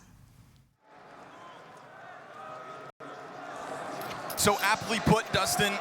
Warriors in the server, 2 of them to try and set up Degster, and all of them having to harness that kind of a spirit as G2 and Heroic under the spotlights of Shanghai do battle on Mirage. Semifinals for the victor, heartbreak for the losers. It's the absolute best map you could ask for in this series. 2 teams that have an unbelievable resume, that lean heavier on CT side, that have yet to clash, are going up against it all. G2 with all the pressure in the world, but the best players under pressure, and Heroic with everything to prove. Nico looking for his first, just hoping that timing blesses his contact. It'll be MongolZ with a clearer vision of the bomb site. But as they get into it, they're going to try to charge towards tickets. CT's offering no kills for the attack. And so suddenly, Nico emerging through smoke, everybody gets put down. How many pistols are you going to be able to sustain? Again, this is a map that these 2 teams mirror each other on so many things. CT sides, resume, great wins, single-digit losses for their opponents, in Tier 1 consistently. If Heroic are going to win pistols, this is a massive win condition for G2. Map agnostic throughout their entire pool. That's an unbelievably positive sign for the underdog. And if you can say Nico and MongolZ for G2, you can say Nerds and Degster for Heroic. Yes. When Degster first popped onto the scene, played on OG, had that unbelievable Mirage game versus Simple where he showed that he can beat the odds and he doesn't scare away from superstar players that have proven more than him. Yeah, him and Flames combined. It showed that all Degster needs is a world-class rifler, somebody who can play at the top. And screw the rest of the roster, you can win games. Their consistency questioned back then, but the supporting staff of Heroic certainly better. And so Nerds and Degster, I think you're calling the right names to step up today. Right here, right now, versus all of G2. But a very silent USP push. TeSeS gonna get blindsided. He'll find the 1. Tougher shot maybe for the MP7, but it can just withdraw itself back into the underpass. Nerds ain't gonna go down. And of course, Heroic slipping through an A site to convert that pistol round win. Yeah, of course we have Catwalk taken 2 by the CT side. It's a common spot to go on Antico's for the T side, but this time they get all the information and make it a quick A pop. Honestly, Heroic have also been more in control of the situation when it's come to anti-eco rounds. It's G2 who have the most egg on their face versus low buys.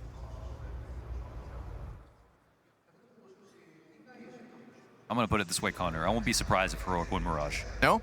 No. I think the world would be.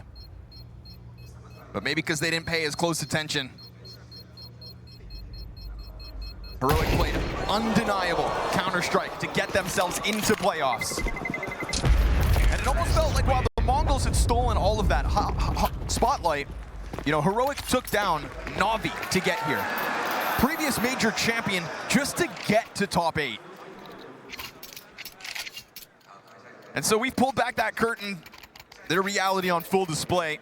Heroic coming to play, even versus G2 in this quarterfinal. One critical thing about G2 on the CT side, Nico has 10 kills over 2 maps on T side. He has 38 on CT. Insanity. 2.67 rating across Ancient and Nuke, and we just saw the masterclass that was Nuke CT. Fast play here for Heroic. Gonna put this first CT gun round to the test. Shush actually getting the team kill to make it a little easier for the defense to hang. Nico exposing Shush on that crossover, and he knows. And it's great damage into Tess 2, 4v2. In fact, for Heroic to try to bounce back against, not likely. Doesn't seem to be happening. Yeah. A bomb plant could be the sanctuary, but at the moment, this utility keeps that dial cranked to a 10, so they find a bit of timing in the backside, they hold, and the CTs let them breathe. Yeah, and there is no one in CT spawn, so Tess will he be able to get away with this plant? No spams coming through, they think it's back on default. Fade, a little late. I mean, surely unwinnable position here for Heroic. We'll see, they're getting tagged down. Yeah, Tess getting softened up so much so that once he does peek into that duel, 3 sets of eyes trained on him. Kixan, it's just the Galil, but he effectively shakes the first one off. 2 players on site, good dink, showing promise here for Heroic. But considering they killed one of their own on the exit of that ramp, it's a convincing first gun round for G2. Yeah, a lot of support there with MOUZ playing back ticket. This is one of his sort of more boring spots that coming onto this team we thought maybe MOUZ isn't used to his maximum advantage. Of course, there are rumors that after, if Nico leaves, that MOUZ will be taking up spots that have a bit more space, like connector. But for the time being, that part of the map's in good hands. Great answer back here for G2 early.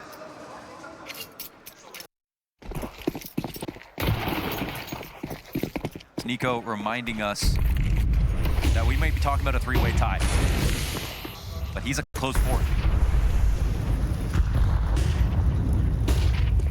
in the race for #1 this year. You remember what his Stockholm performance was like up until the semifinals.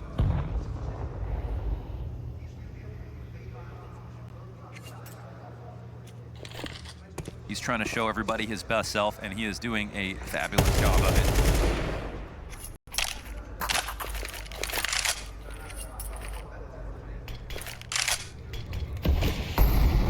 CT's trying to keep that cap pressure up to couple with a peek from Nico, but he doesn't full commit with it. So Heroic on the brink of taking over some mid control.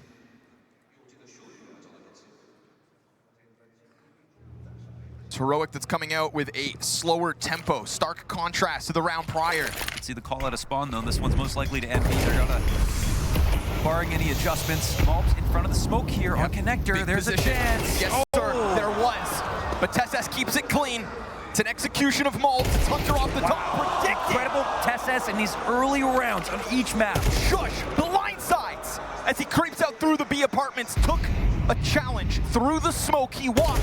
Wonderful tethering here coming out from Heroic. Every player finding their own. Each piece that had the weapons for this job stepped forth, and it is Heroic to immediately answer back to the first gun round of G2. I'm telling you, man, I wouldn't be surprised. What a round. Tess, even from just the perspective of raw gunplay, Tess has had his moments. No single player on Heroic in the series has had a performance like we saw from Nico just on Nuke alone, but even across these three maps. But somehow here they are, 3-1 up on map 3, getting trades like this. And sending the crushing blow. Was brought up on the desk as well. Attention towards the B side of the map is important because of Hunter and Snacks working together as the lower pieces on this, with A site being played by MongolZ, Hunter, and MOUZ, obviously, that alone is justification for avoiding it. I think Dust's last point in that analyst desk was just perfectly managed in the sense that Dexter is going to have a better map. I'd put everything on it. Yeah, it's one of his best maps, and it's one in history that we can actually see him take over consistently.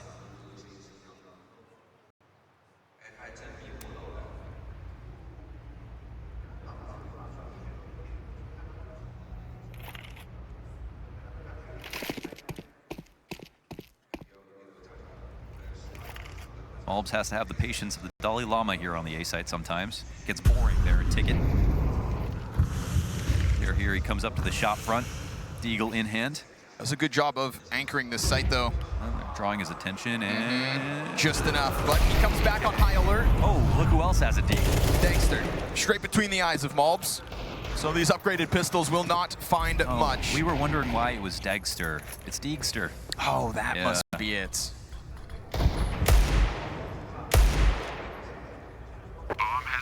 Makes mincemeat. Both the m0NESY window peek and the one kill that guarantees them the A site. What's Nico looking for? What's Nico going to do throughout this CT side? Because I think the real question here is, yeah, could we argue that G2, well, we know that G2 have a higher ceiling, but do we also know that G2 have a lower floor? I would agree, yes. I think that we saw it in Rio. And that's just a raw positive here for Heroic, where I think that's why we haven't seen any tragedies in the series so far. We haven't seen them get fully ecoed, lose to USBs like we saw. Well, again, and there will be a lot of running around from players like Nico and m0NESY on this map to supplant some of the presence on B, to make those rotations effective enough that if things fail, they can get there. But here we are 5 rounds into the half. And if they're not careful, here's where it gets away from them completely. I think the floor of Heroic is higher. I agree there. I think, not to sound like a broken record, but definitely trying to tap back into the identity that Heroic once was. Constant playoff contenders. Almost the guarantee. Group merchants. But now trying to go one better. Are we watching Heroic new and improved at the tail end of 2024? It really has been a story of slowly and then everything at once now that they've come to this major.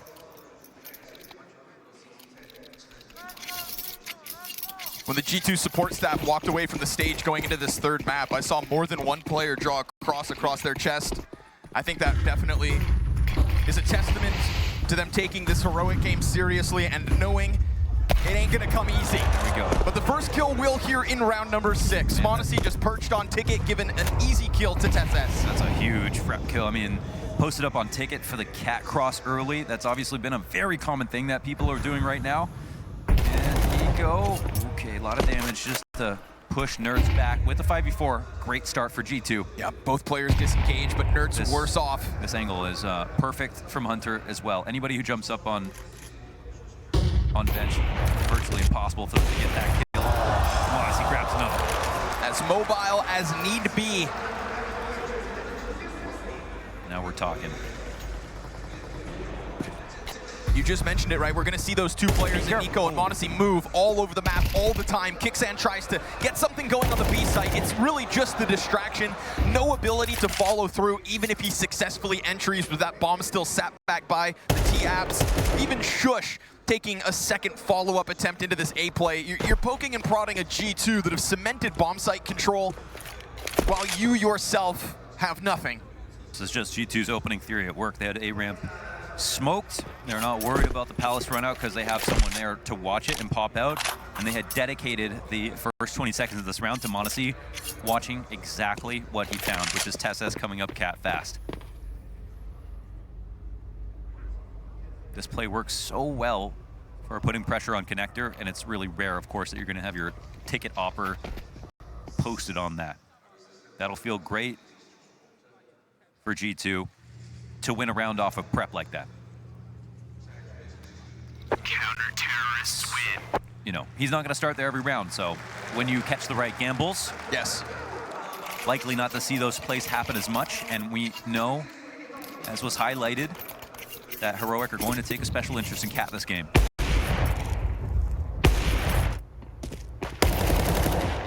With how easy those 2 kills came, doesn't feel like it's a time for m0NESY to cash out just yet. Keep spinning that slot. Double op. Snack's gonna pick up the scope. And we have had this prod from Heroic over towards this B apartment, so if Snacks misses a couple critical kills, there is a world where the T's flood into his position. We talked about gambles. That could be one that doesn't pay off, but MongolZ's new position to start this round sure does. And once more, bomb sat back towards doors. No immediate commitments can be drawn forward here by Heroic. TeSeS takes up the mantle of walking down middle alone yet again. Tries to join up with Kixan, who emerges where the first T fell. Oh, be careful here, Hunter. Just gets off his post, but now that he's let Kixan get his rook on the file, can we get the re-aggression from Hunter? And he's here just to re-smoke connector from Cat. Down comes another volley of mid-util. TeSeS gonna keep the con pressure up. Great distraction, kiss that miss shot. And if you miss versus Nico, you're lucky to get that second chance, but he makes the most of it. Yeah, man, that's the player he's been lately, actually. And while the snacks op was called to question, he delivers. Catwalk maintained here by Hunter. We do get a T to slip up into connector. That's one thing that's gone well here for Heroic. It's an adjustment from Kixan, from window to con. But the only avenue that they have left open is top connector into this A site. And because Kixan showed himself towards window, you can see the hesitation that puts in the back of Snax' head. Fine by MongolZ standards. He strikes Kixan down. You know that hook that was in your mid control's now dead, and Dexter's chances fizzle out before he even gets close to the bomb site. G2 CT side starting to come to fruition. And they're playing from behind, but the quality of rounds is there. Dominant in 2 of these instances. Of course, we might look back on these pistols depending on how this game goes and say this is how it started to go badly for G2, but when you see rounds like that, you'll have a renewed faith. Now this is a play, a kill. MongolZ again, he's got the other opening here. He finds the first one on Nerds. It's brought to you by the fact that he has this extremely poofy smoke outside of connector, and Nerds is looking at his radar and seeing his teammates swinging top mid. They don't spot MongolZ. He's never going to activate into underpass if he doesn't think that his teammates have top mid control, but they grab it. They just don't have vision on MongolZ, and there's no punish on that smoke.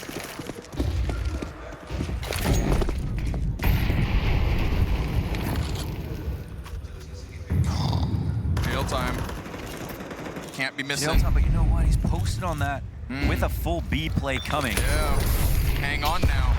Oh, immense pressure on Kixan now, leading the charge with that MAC-10.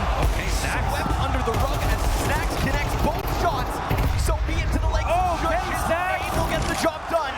Molly towards the van. Nerds hoping to bring this back, but everything gets denied all across the map, and Heroic fizzle out. Oh, hat off to Snax. He turned them into his chew toys right there. That's a beautiful round from the perspective of the utility, the op, the nade that came out. That'll be a message for Heroic. So Molly lands deep in the back of Apps, and they show us they do not want to let Dexter save at all. No guns here to take it in the next round. Another quality round out of G2. The money is stacking up.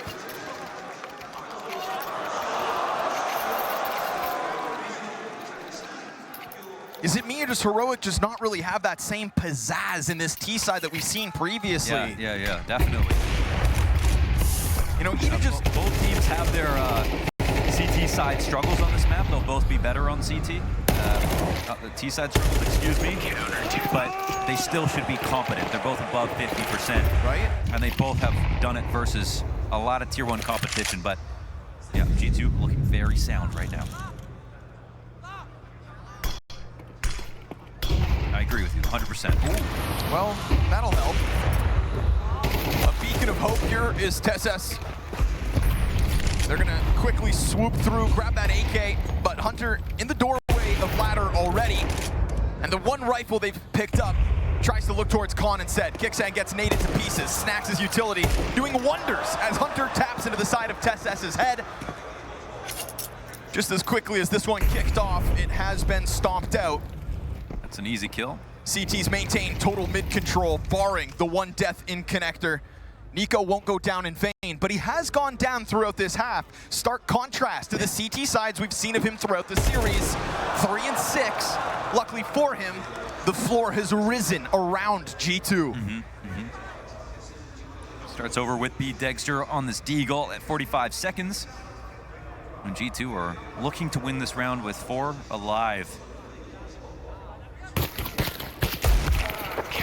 I think that was that a headshot? This is too far away.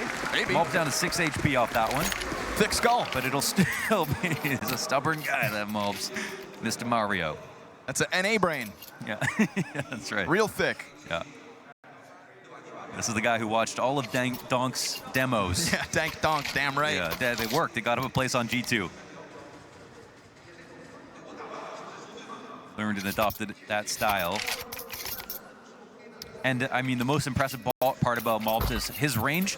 That was totally sort of explored, where he had to play positions that are, let's just put it plainly, boring on CT side, and you know, should be limited in that regard, or maybe could even fail.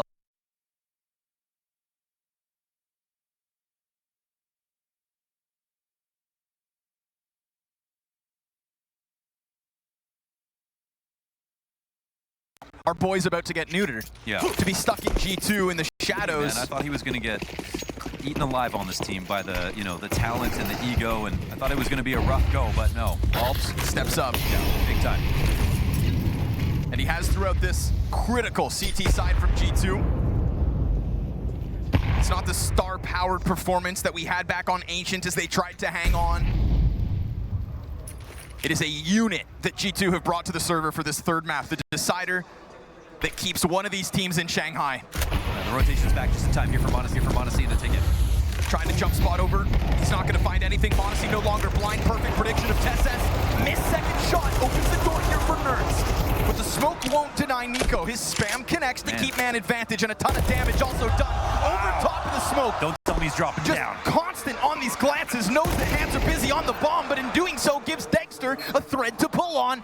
And it is this ticket control already. Long flank being put into position for the G2 retake. It's a deep peek. Denied. Dexter trying to thrive here. He's not working with that op, but by God, he could do it. He is thinking about Hunter on the long flank as they come up slowly through connector. Snacks with another op shot. Still thinking, but which of these flank positions does it come in from? Knows that the retake from Khan's getting closer. Fast moves. Dexter presenting a chance, a clutch in hand, and he tracks him down. Dexter, utter destruction at the hands of the Destroyer. Showing that he can rifle too. And that was beautiful in terms of presence of mind. There was not a single true clue that the big flank was coming in, but he committed to that idea from the moment that this came down to a 1v2, sat pretty, and there's no way that Snacks could approach him. Credit to Snacks though in this game, popping and hitting shots. But coming at him half-assed, both players kind of falling through the sky. Yeah, they just ran out of time at that point. That was, you brought it up right away. It's a long flank, and by the time it came in, they had no time to actually safely clear out default, even though they knew Dexter was sitting there. It's a good reminder that Dexter can rifle. Wait a second. Hunter might not be aware of this. Oh, but that top mid kills everything. Oh, no, the boost goes wrong. Wait, is Nerds actually going to go into window? And they get this kill first. Both connect. What a play. The booster fixates in on the gap player, not struggling as things started to seem to go south. Perfect ramp play out from Shush. Individually across this map now, Heroic starting to put forth. But Nico still has this element of surprise. Executes Kixan, and so the IGL hits the ground. They got two players waiting on his position. Nico's being hunted at the moment. They're looking for his rotation. He's trying to find that third. He's gonna know that the window's occupied by the booster. This is where Nico can be a genius sometimes. No space to work with. His teammate in Snacks allows him to move out of here, clears out connector. But with this fight on window, Nico not quite ready. Oh, they played that so carefully, man.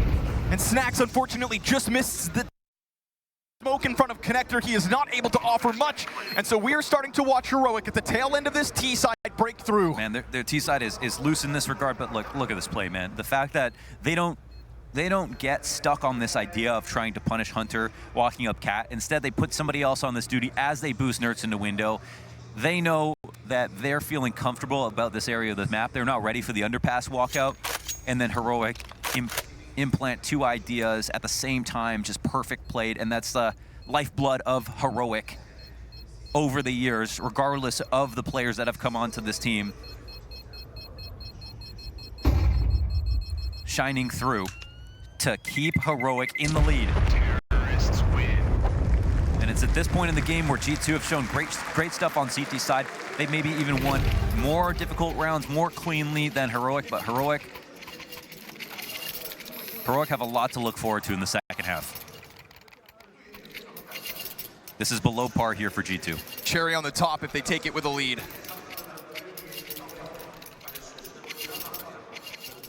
The floor has risen, but the stars aren't shining as much as they did in the first 2 maps of the series.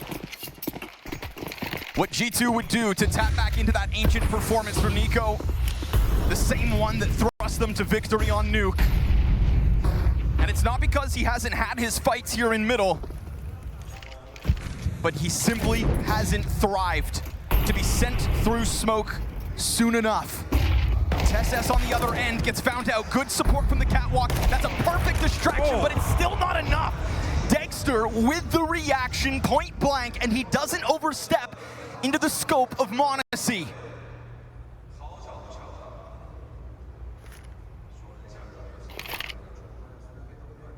Pause in the momentum. The idea is we'll take a reset. G2 leave this situation, have only secured the perimeter of the map. They have to listen to this utility and guess where it is. And for the moment, Heroic are still ready to make moves. Nerds won't get caught though. Nice blindside here from Hunter.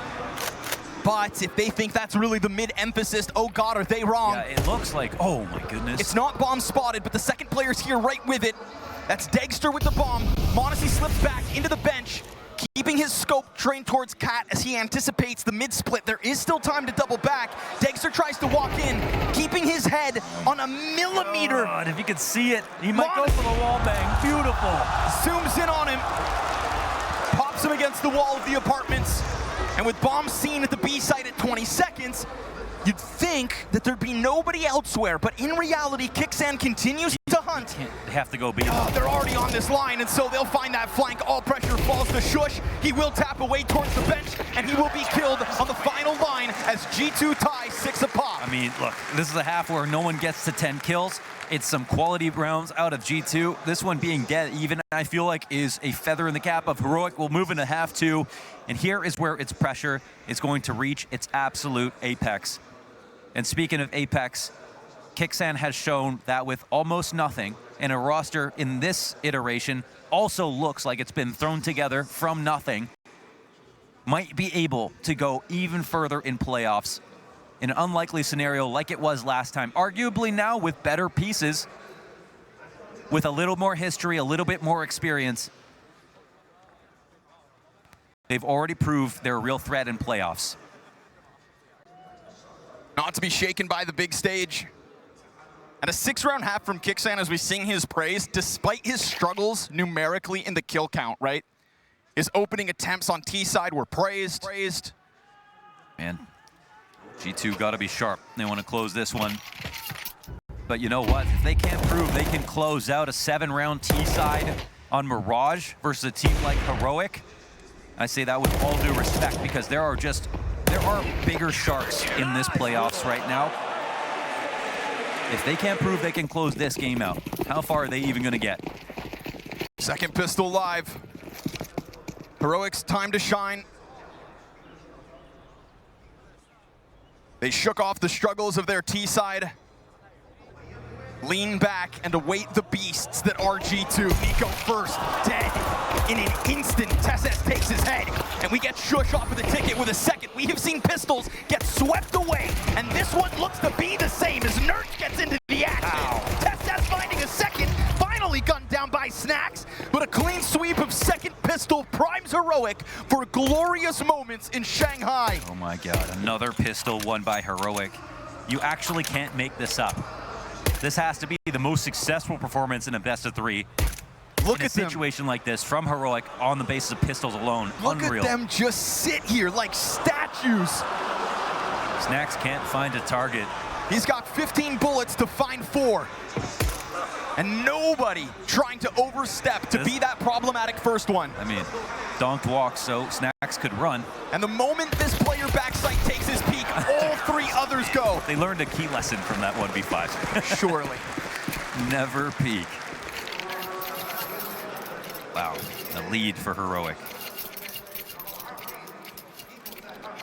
And this has been the least top-heavy scoreboard so far here for G2. I think that's an effective proof that, of course, Heroic across that T side, you've muzzled the stars. There was a round where MongolZ's mobile op shines through, but Nico, more often than not, down in the mid control at the hands of TeSS, who stepped up big time in Cadian's sudden absence, who was criticized for becoming a very obviously stated temporary in-game leader. Not because he had this high hope of becoming one, not because like electronic per se, he had some glorious attempt to prove himself. No, he did what he had to keep the team afloat so that they could rebuild, and my God, have they ever. And he took some lessons with him, and that's what he stated. He learned something, and to be honest, he's become a better player after touching that IGL role. And in history, it's always looked at as a curse to take on such responsibility and think about the macro so much more than the micro. But TeSS has managed to take that lesson and turn himself into an even better, more complete player who can still aim.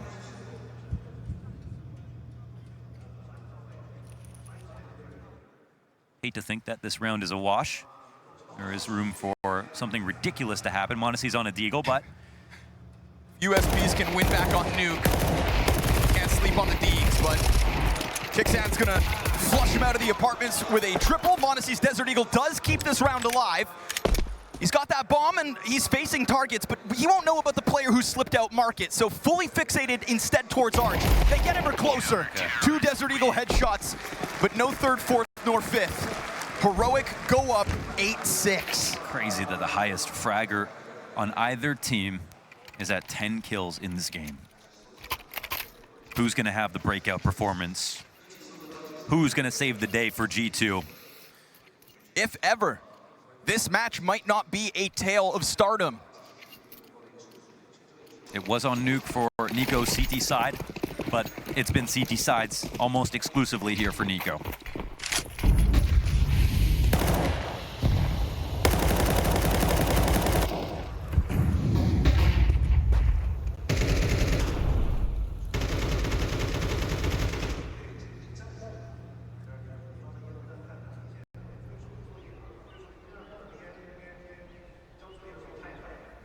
Leave them the space top mid. G2 hoping somebody oversteps, not looking likely. See Nico getting involved here.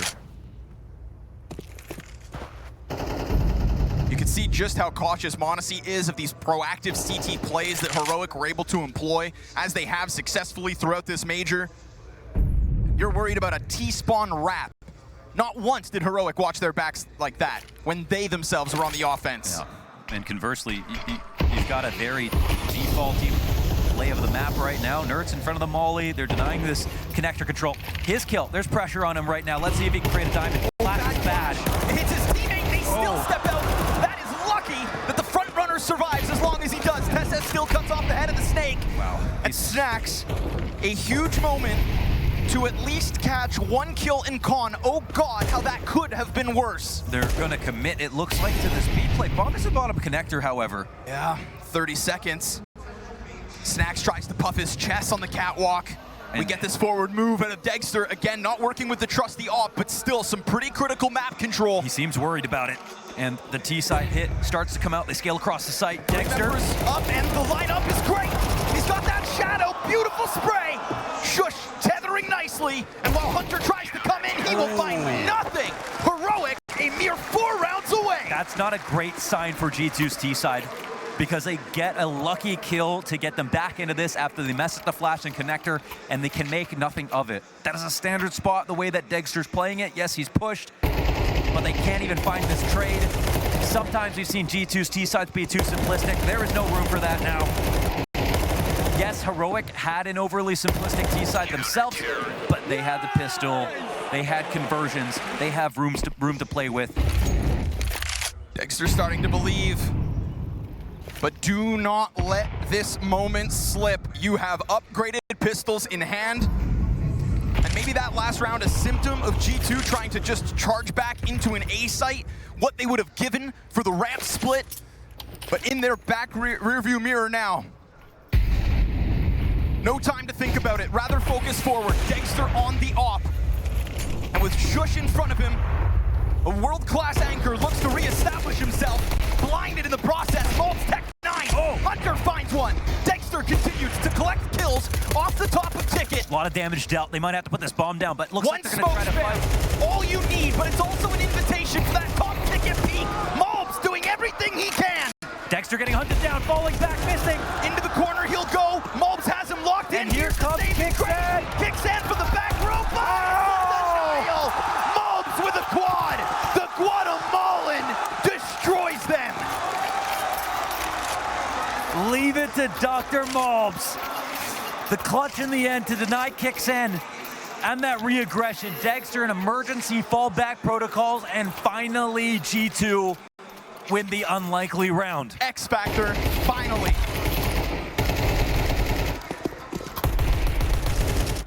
Dexter trying his damnedest to just stay alive. The fastest of swaps to that Tech 9. One bullet makes the difference. One bullet. In a roster made of a sea of stars, one young North American steps forth in a critical moment.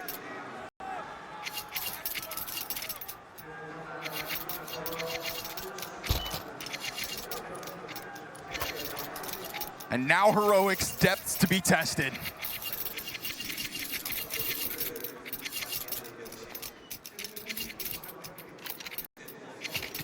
And with this timeout, there's time to think.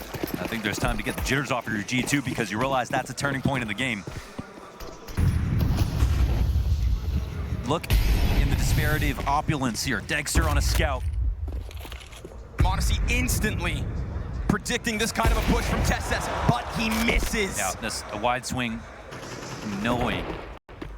Nico gonna try to instantly move forward.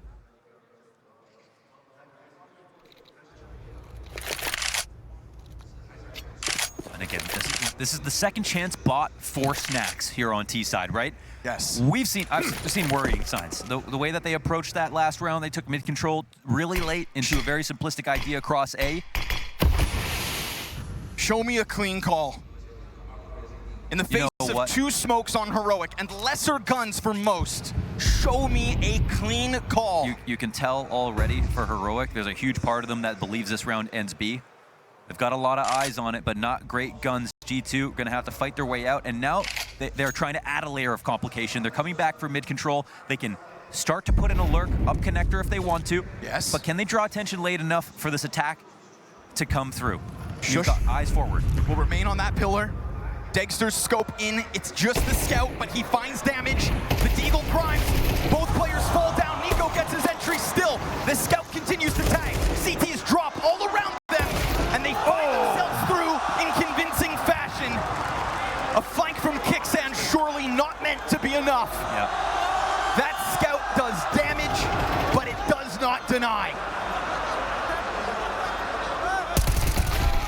And Kicksan ends up going down for 4 alive here for G2.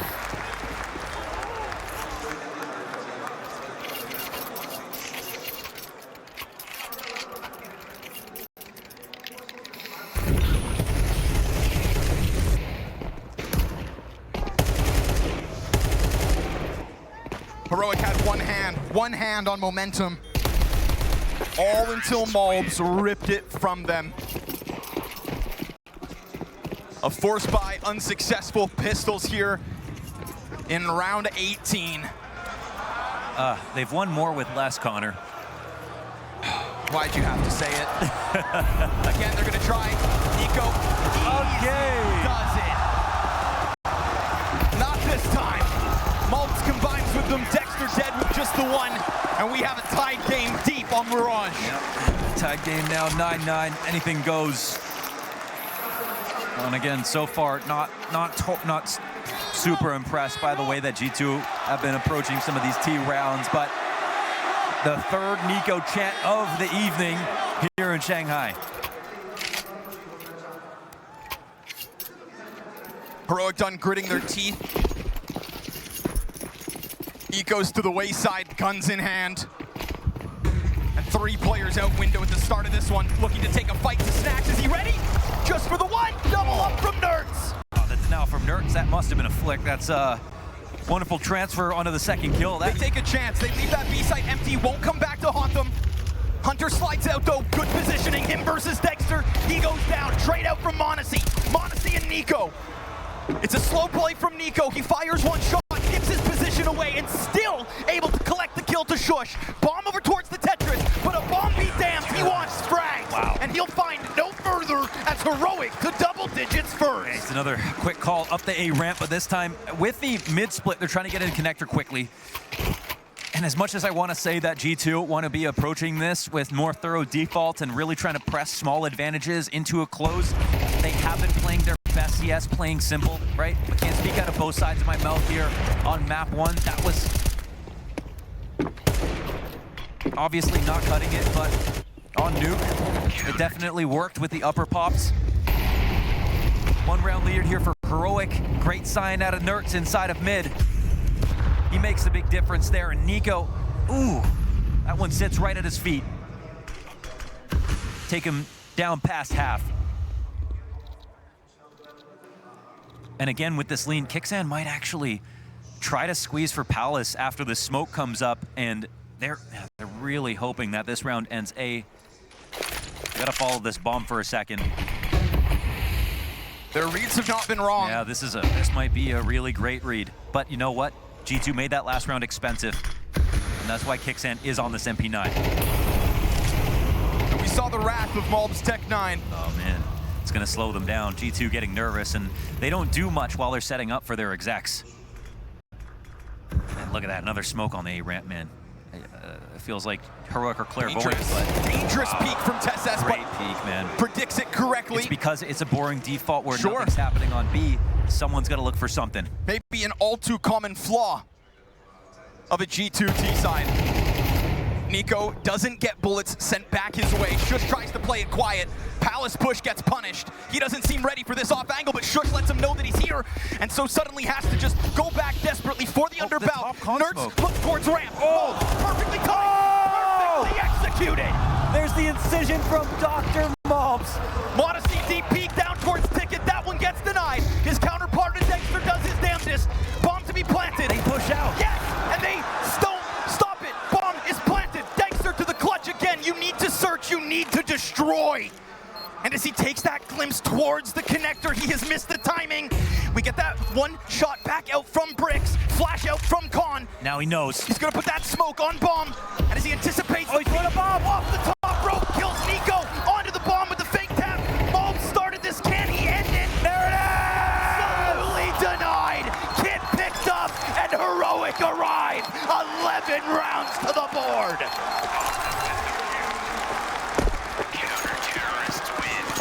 Top of default, and Batman dives down to save the day. Dexter with an unbelievable clutch. Once that flash comes up from connector, calculates this all the way to the final second, knows when it's time to peek into MOUZ, and makes that shot look safe. Dexter's Mirage is something to think about. And G2's life is now officially on the line. That round there, evidence that in 2024, Dexter may have been delayed, but he sure as hell won't be denied. He puts his team on the better purchase. G2 facing the prospect of Heroic OT guaranteed. In a world where every option is obvious to someone like MONOZ, Dexter finds another way. But look at the money for Heroic once again teetering. Yes. There is still a chance here for G2. Nico's on a deagle. Hard to say that's even a concession sometimes. A hit coming in simple once again. CT is trying to disrupt it, trying to put pieces in place already. You've got one anchor back on triple. It's going to be Shush and TeSS yet again. The Danes shoulder to shoulder, but the util here does deny early triple angles. Flash for Shush. Shush taking a glance, but it's TeSS to drop first. Bomb is not enough for the multi-frag. And so G2 keeping it simple. And in these simple moments, they have shined. Nerds with a little bit of wallbang damage takes Hunter down to half, but it is ticket control for the G2 camp again. It'll have to be a retake, but it's players who have all spent all their money. No nades left here for G2. Support with the flash. Oh, it's beautiful. Perfectly placed. Thrusts Kicksand back to the even keel, into the AK upgrade. All too easy. Snacks keeps his head down. It is MONacy and Nico ahead of him, and as MONacy turns attention, it's good, but now they get cleared back. Snacks looking to add another clutch to his record. Damage is good, but the Glock's out, and as that CT crosses, jumping on both sides, it's down to desperation. Oh! Snacks, G2's inspiration, finds another clutch. The player with the most clutches in Counter-Strike strikes again. Of course, a lot of this one has to do with time. G2's explode up the A-ramp is something that Heroic were waiting for, but just like their upper pops on Nuke, even despite a kill that comes out early, G2 can answer back with 3 entries. They can explode across your site at light speed. Clutch answered by Clutch here, and now the future has never been more uncertain in this game. Everybody pretending that they can be calm. Even though the guillotine is getting set up on stage. This is a chance for Heroic to blow everyone away. And for G2, this is just what they're supposed to do. They're just supposed to be able to win this. And with 1 round of loss bonus, Heroic come in with a force. Oh my God, no one has an M4 or AK besides MONacy on the map. This is a tale of what could be and how close it's been. Money kept low every round of this later second half. But which knee bends first? Shush with his men behind him. The MP9 betrays him. There is no top-mid split to come out, so Snacks passes. Oh, another one! Gets the second frag. All the while, a Deagle trying to cause a distraction for Kicksand. Be careful! The Dawn holds the line. Nerd shreds heads back towards mid, and we fall 2v2 with the MONacy disengage. Him and MOUZ tasked to clutch. They know that B site's clear. This is blood sport, a bare knuckle fist fight right now with the guns that we have in this round. The rotation's coming around to B. It's a race to get control. And MOUZ, he catches one! Kicksand, he's got 2 up. There aren't better guns to pick up because his enemies were just as held back as him. You really want to peek Cat with this MP9? He's not working with a kit either, and there's no corpse inside sight. This is going to be a desperate one for Kicksand. They both go for the peaks. He's trying to close that gap, and the closer he gets, the better his chances. Nade will certainly help, but it goes too far, and he gets dropped, and G2 take 11. Double peak, and MOUZ touches 20. We were wondering who the hero would be. Well, Snacks also shares the limelight right there with his clutch into this 2K MAC-10 round. 11-11. You could not write a better finish to this game.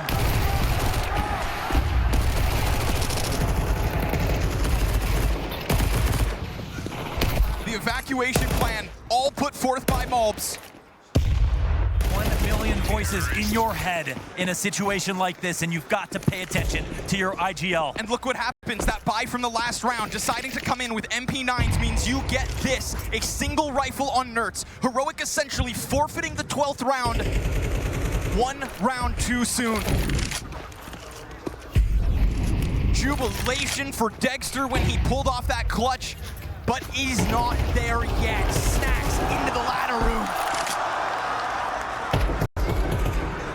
G2 absolutely tested. Yeah, taking the pressure off. Snacks opening up now in these last few rounds. Yes, just pistols, but they need them. Nerds' M4 has been found out. That one thing that they had to work with gets the team kill. So be it. Trades essential, and G2 Esports secure their 12th. Can you believe it? A lead. Surviving the pistol, surviving a T-side. Opening up the potential of winning this game 13-11 after getting destroyed on map 1 13-6. We called for the Stars to step it up further. Nico and MONOZ looked normal. Who knew MongolZ would thrust them into the limelight? But it ain't over yet. These rifles yet again to the back of mid. And Heroic will find an establishing 5v4, but this B site is understaffed. Look how fast that rotation comes into the action. Dexter yet once more onto the M4. Really good, but they go over top. And as they do, it primes Kickstand, traded by MONOZ.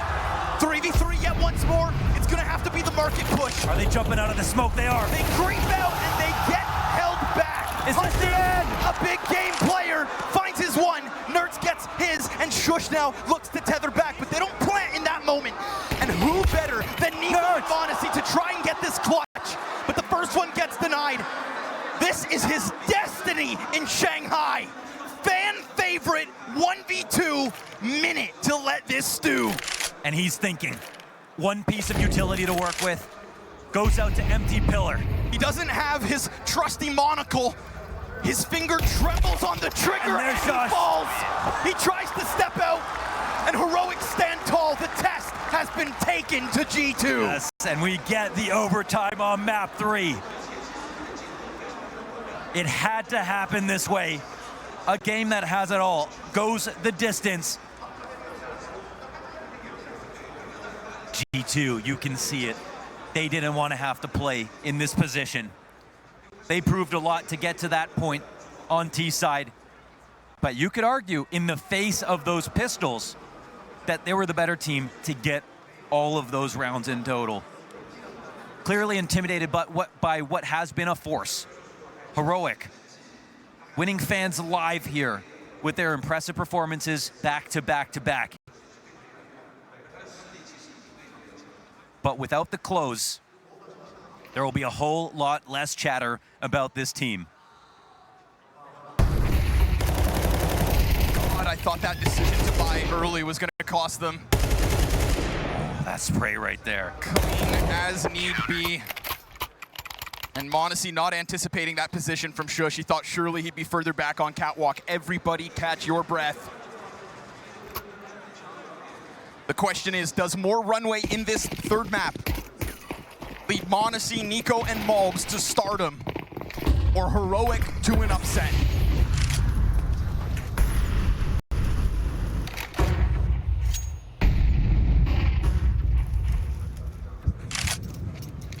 Dexter, Nertz, and Tessis are the counterparts of G2 in this moment. And we have seen critical clashes set up inside middle, sometimes dismantled by T's coming out underpass. But it's G2 to establish here in the first round of OT.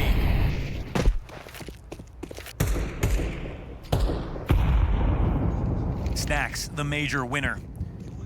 With these back-to-back multi-kill rounds to get close to regulation. First to die in round 24. Now fully kitted out. Dexter and MONOZ telescoped on each other. Snacks walks right into that bomb dropped on Cat. MONOZ assuming that he got there before Dexter did, and Dexter did not cross back. That's losing that bomb, if there was anybody left sitting on top of this for Heroic. They're playing back though with no ladder, no window at the moment, and they fight back for it. Heroic have Nertz. The one silver lining is that they've grabbed the bomb. You lose 2 players in the process, and the first one goes down without dealing any damage. Snacks puts G2 in a difficult to reclaim position. On top of that, 20 seconds, MOUZ turns his back, the worst possible moment, and then the last 2 pieces just get smothered on an attempt to exit connector. MONOZ in the thick of it all, denied, and Heroic with a clean sweep in the first round of OT. Okay, totally melted down. And Nertz, 4 frags. His big round here as they get into playoffs. As much attention as there is on everybody else, he's the biggest star on the team, and he's the one with the least experience in this position. Look at him go. Counter terror.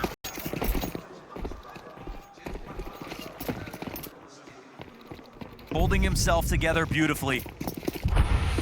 All the pieces of X-Ents that were purchased, they couldn't hit Nertz. He finds himself on a home where at first it felt unlikely to thrive.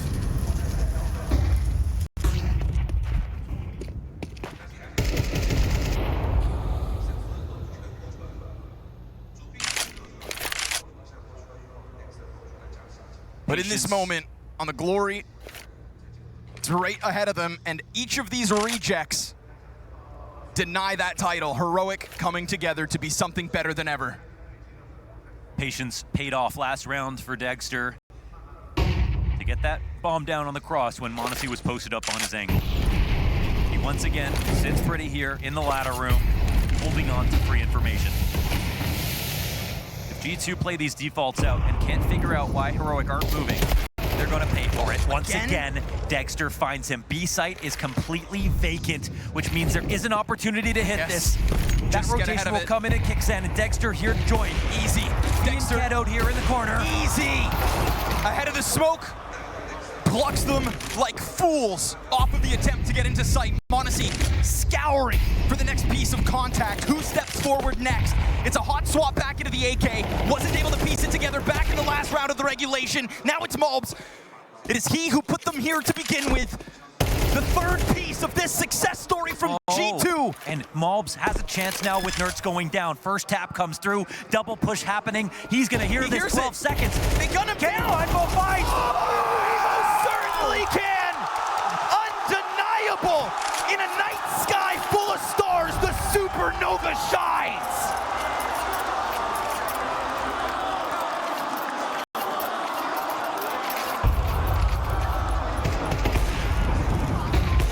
That's a medical doctor you want on your side.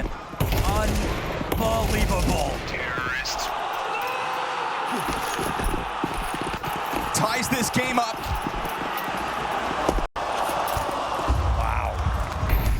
G2's beliefs alive.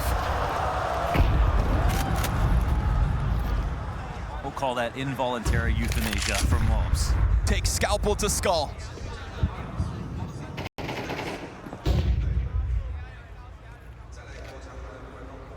Wow. That would have been 2 straight in this overtime for Heroic. 2 given gifts by Snacks going down off Cat in back-to-back rounds. 2 5v4s, but only 1 converted.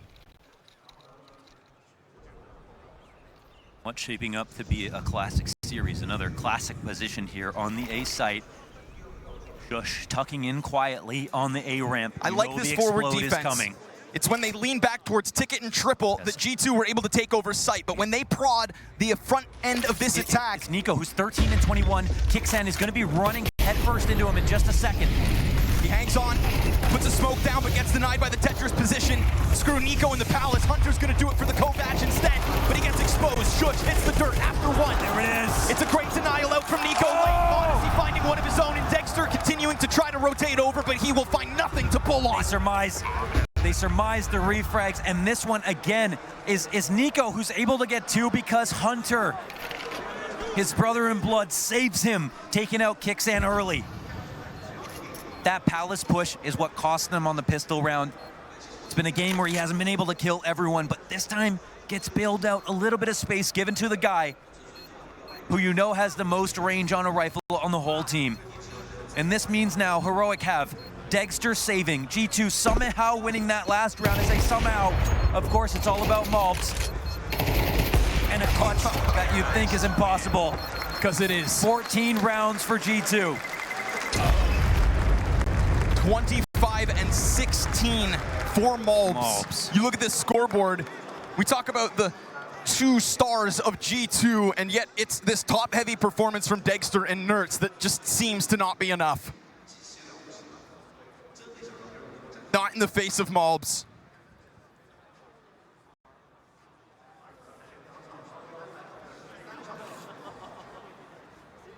G2's 3rd star all the way from Guatemala. It is the feet of clay that makes the gold of the image precious, and MongolZ has been anything but a heel this game. A player that comes on the G2 and doesn't get his star rolled, and yet somehow is able to show us why he is a star. And with that conversation of Nico's departure on the back burner, we've already heard the officials in the G2 camp say MongolZ will take up those spots if needed.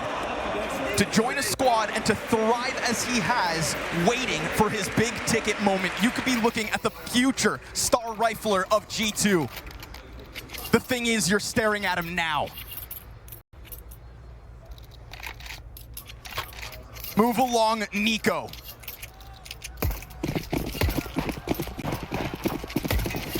Blood, sweat, and tears from both of these rosters to get to this point.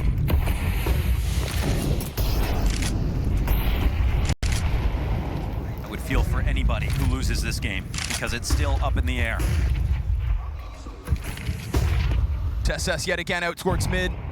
We will see no contest offered by G2. They're pressed up against the glass here, both on A ramp and in Palace, readying the crunch.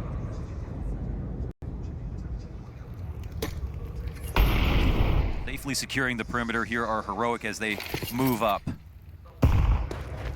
MongolZ's rotation will be everything. You see, he's the op moving into Ticket. This means that they're suspicious about the right site. Hunter resmokes connector, and Heroic have to take a big gulp and think about whether or not they want to continue forward with their plans. And they still have not grabbed that bomb yet.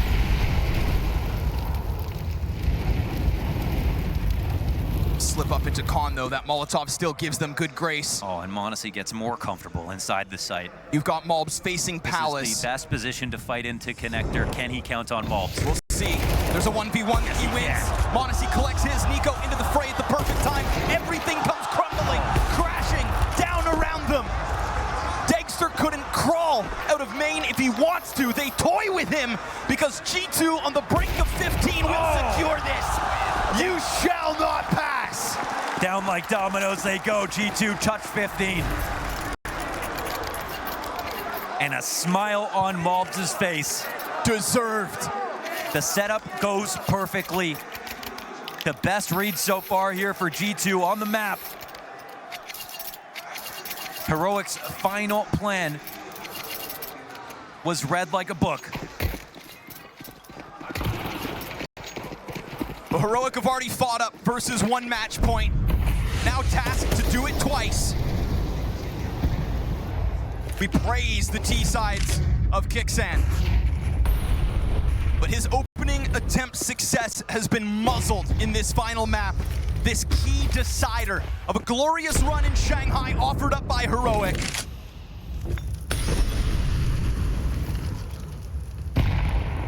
We were promised quality Counter-Strike to finish this season with a major.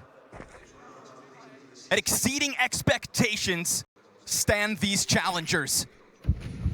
And stand not inside their bomb site will be G2 here in the 5th of overtime. They are going to carve a path to victory with this forward presence. This has been the most audacious push so far, actually. No one holding onto the ramp, and they're looking to go all the way around. Now, MongolZ could actually reroute back to A. But for the moment, you know, if Heroic are not holding Palace or A ramp, they know that it's going to be the B site. One lurkout jungle, that's all that Heroic have towards A. We get this off taken off the angle, but it's kills yet again to come.